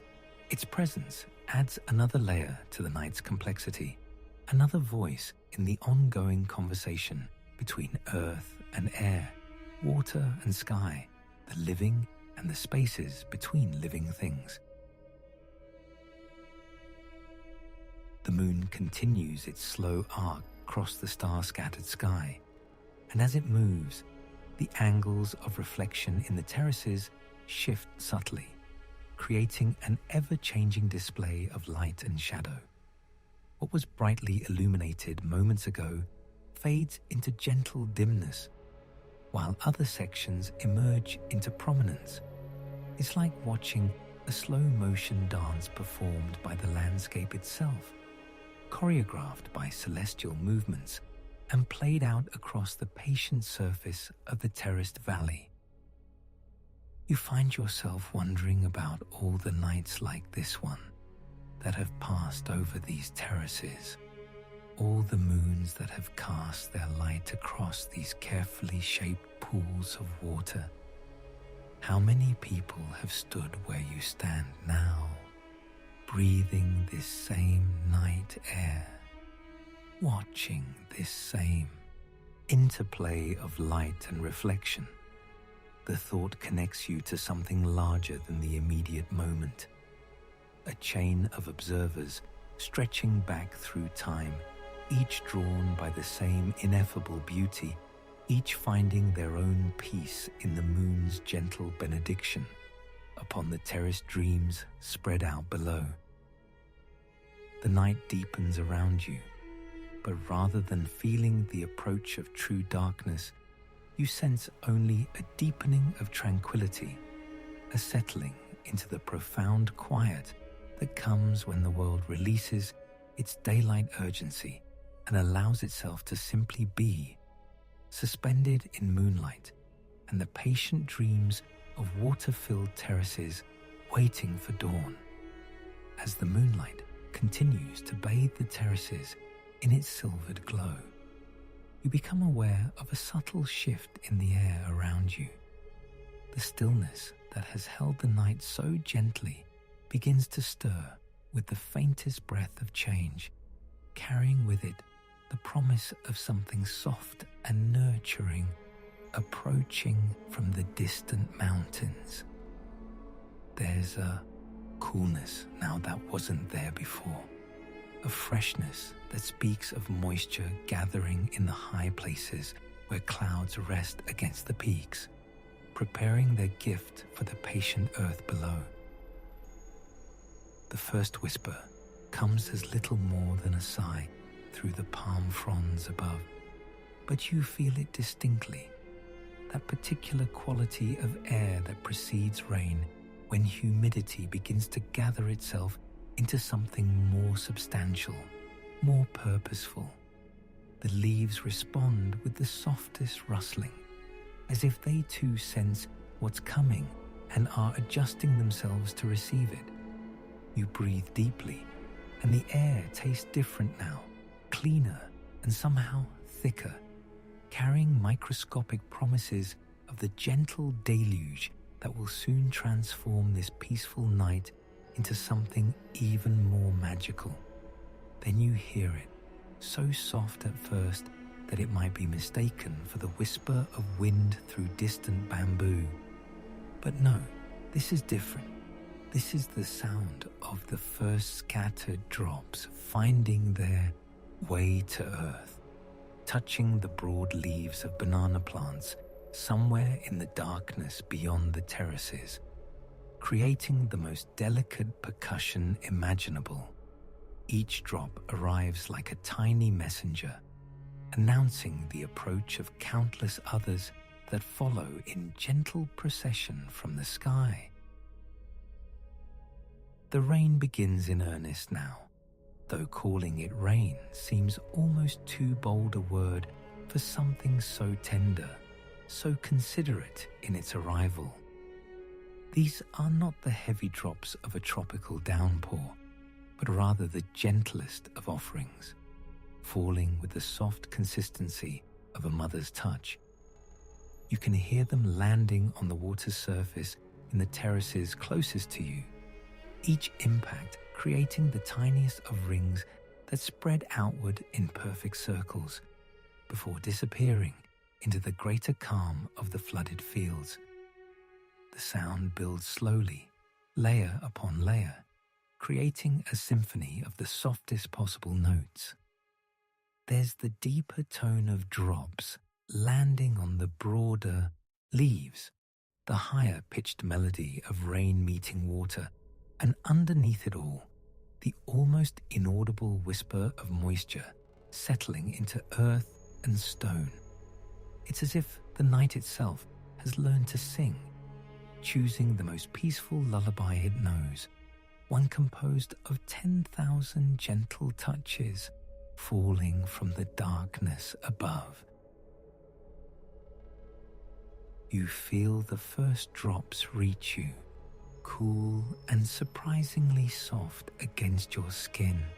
The clouds are thinning, becoming wispy and soft, allowing more of this gentle pre-dawn light to filter through. The terraces themselves seem to glow softly in this early light. The water in each level catches and holds what illumination there is, creating dozens of quiet mirrors that reflect the gradually brightening sky back upward. It's as if the landscape is participating in the dawn, helping to gather and amplify every photon of growing light. The stone walls between the terraces appear softer now, their edges smoothed by moisture and gentle illumination. Your mind has become as peaceful as the scene around you. Thoughts, if they come at all, move through your consciousness like wisps of morning mist, present for a moment, then dissolving naturally without effort or resistance. There's nothing to solve, nothing to plan, nothing to worry about. There's only this perfect moment of transition, this gentle threshold between night and day, where time seems to pause and allow you to simply exist. The mist continues to settle around you, creating the softest veil over everything. Through this gentle haze, the shapes of the terraces become dreamlike, their precise geometric lines softened into flowing curves that seem to breathe with the landscape itself. You feel wrapped in this mist like the most delicate blanket, protected and held by its cool moisture. More birds join the quiet morning chorus now, but their voices remain hushed, respectful of the dawn's peaceful unfolding. A dove's gentle cooing blends with the soft rustle of wet leaves stirring in the lightest breeze. The sound of water continues its quiet music, not the active patter of rain now, but the subtle gurgle and whisper of water finding its way through the terraces, flowing from level to level in an ancient dance of gravity and grace. The eastern horizon begins to show the faintest blush of warmth now. Not the full glory of sunrise yet, but just the gentlest suggestion that the sun is preparing to return to this peaceful valley. The gold is still more promise than presence, a subtle warmth in the light that makes everything seem softer, more welcoming. The mist begins to lift slightly, not disappearing but transforming, becoming part of the air itself rather than a separate presence. Your breathing has become so natural, so perfectly aligned with the rhythm of this awakening world. Each breath in brings you the clean, moist air of dawn. Each breath out releases you further into peace. Your body feels weightless and perfectly supported at the same time, as if you've found the ideal balance between earth and sky, between rest and awareness. The water in the terraces grows brighter now, each pool becoming a small window of reflected sky. The ripples are so gentle, they barely disturb these liquid mirrors. Just the softest movement that catches what light there is and transforms it into tiny sparkles that dance for a moment before settling back into calm. These small lights seem to pulse gently, like the quiet heartbeat of the landscape itself. Time moves differently here in this space between night and day. Minutes could be passing or hours. It doesn't matter. There's no urgency, no schedule to keep. There's only the gradual, natural unfolding of dawn and your perfect place within it. You've become part of the rhythm of this place, moving at the speed of growing light, breathing with the mist, resting with the water.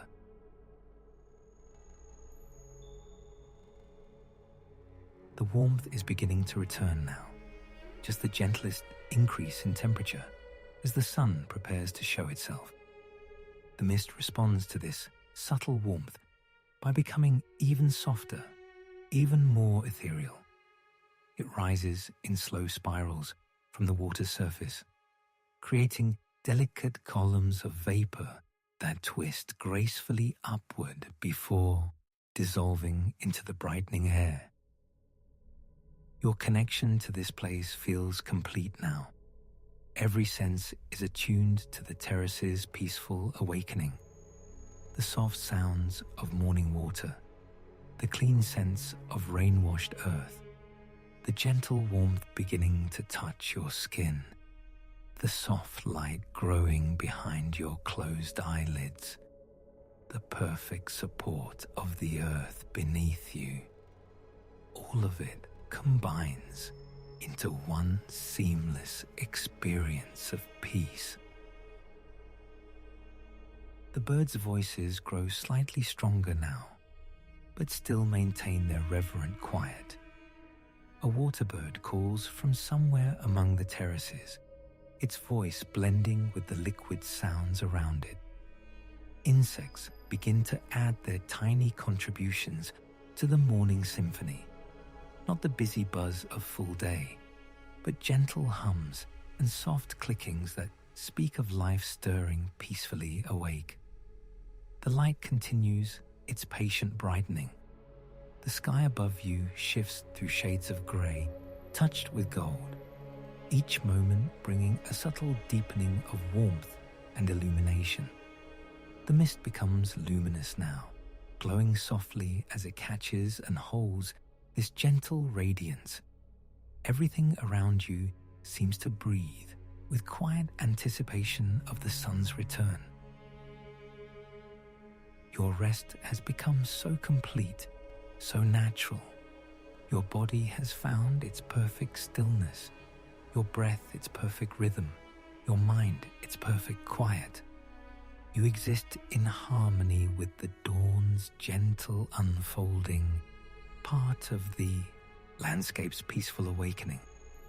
The transition from night to day happens through you as much as around you, a natural rhythm that requires no effort, only acceptance.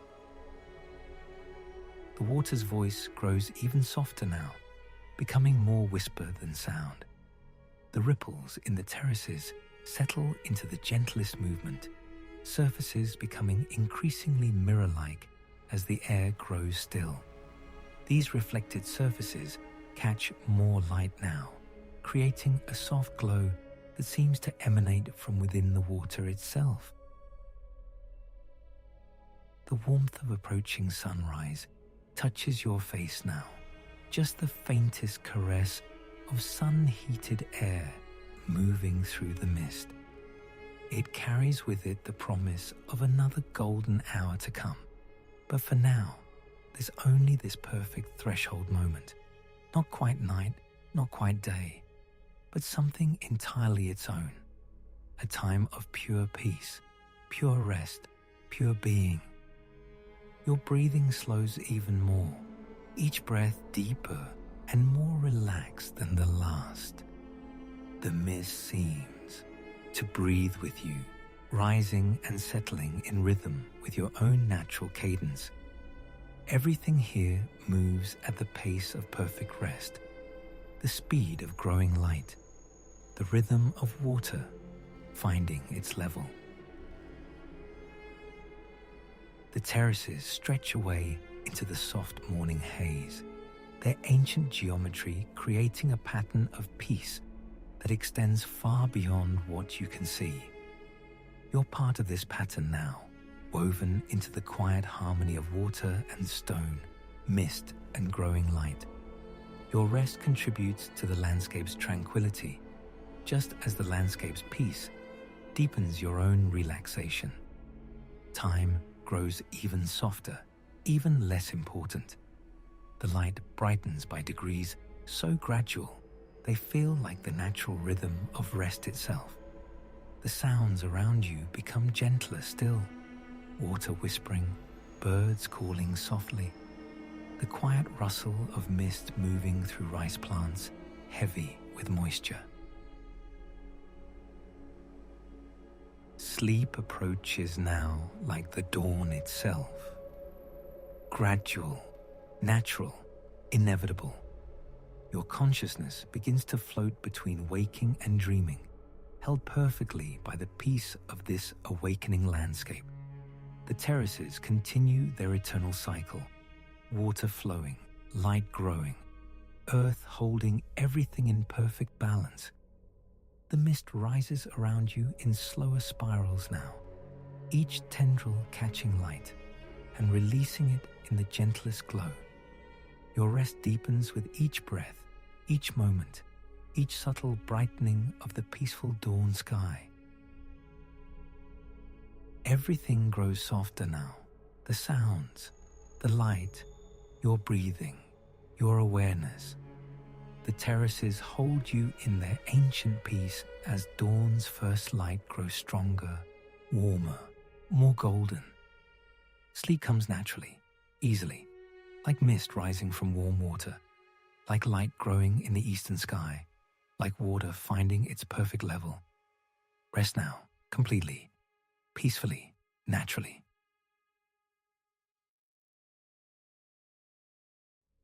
Dawn continues its gentle arrival, and you rest perfectly within its golden embrace.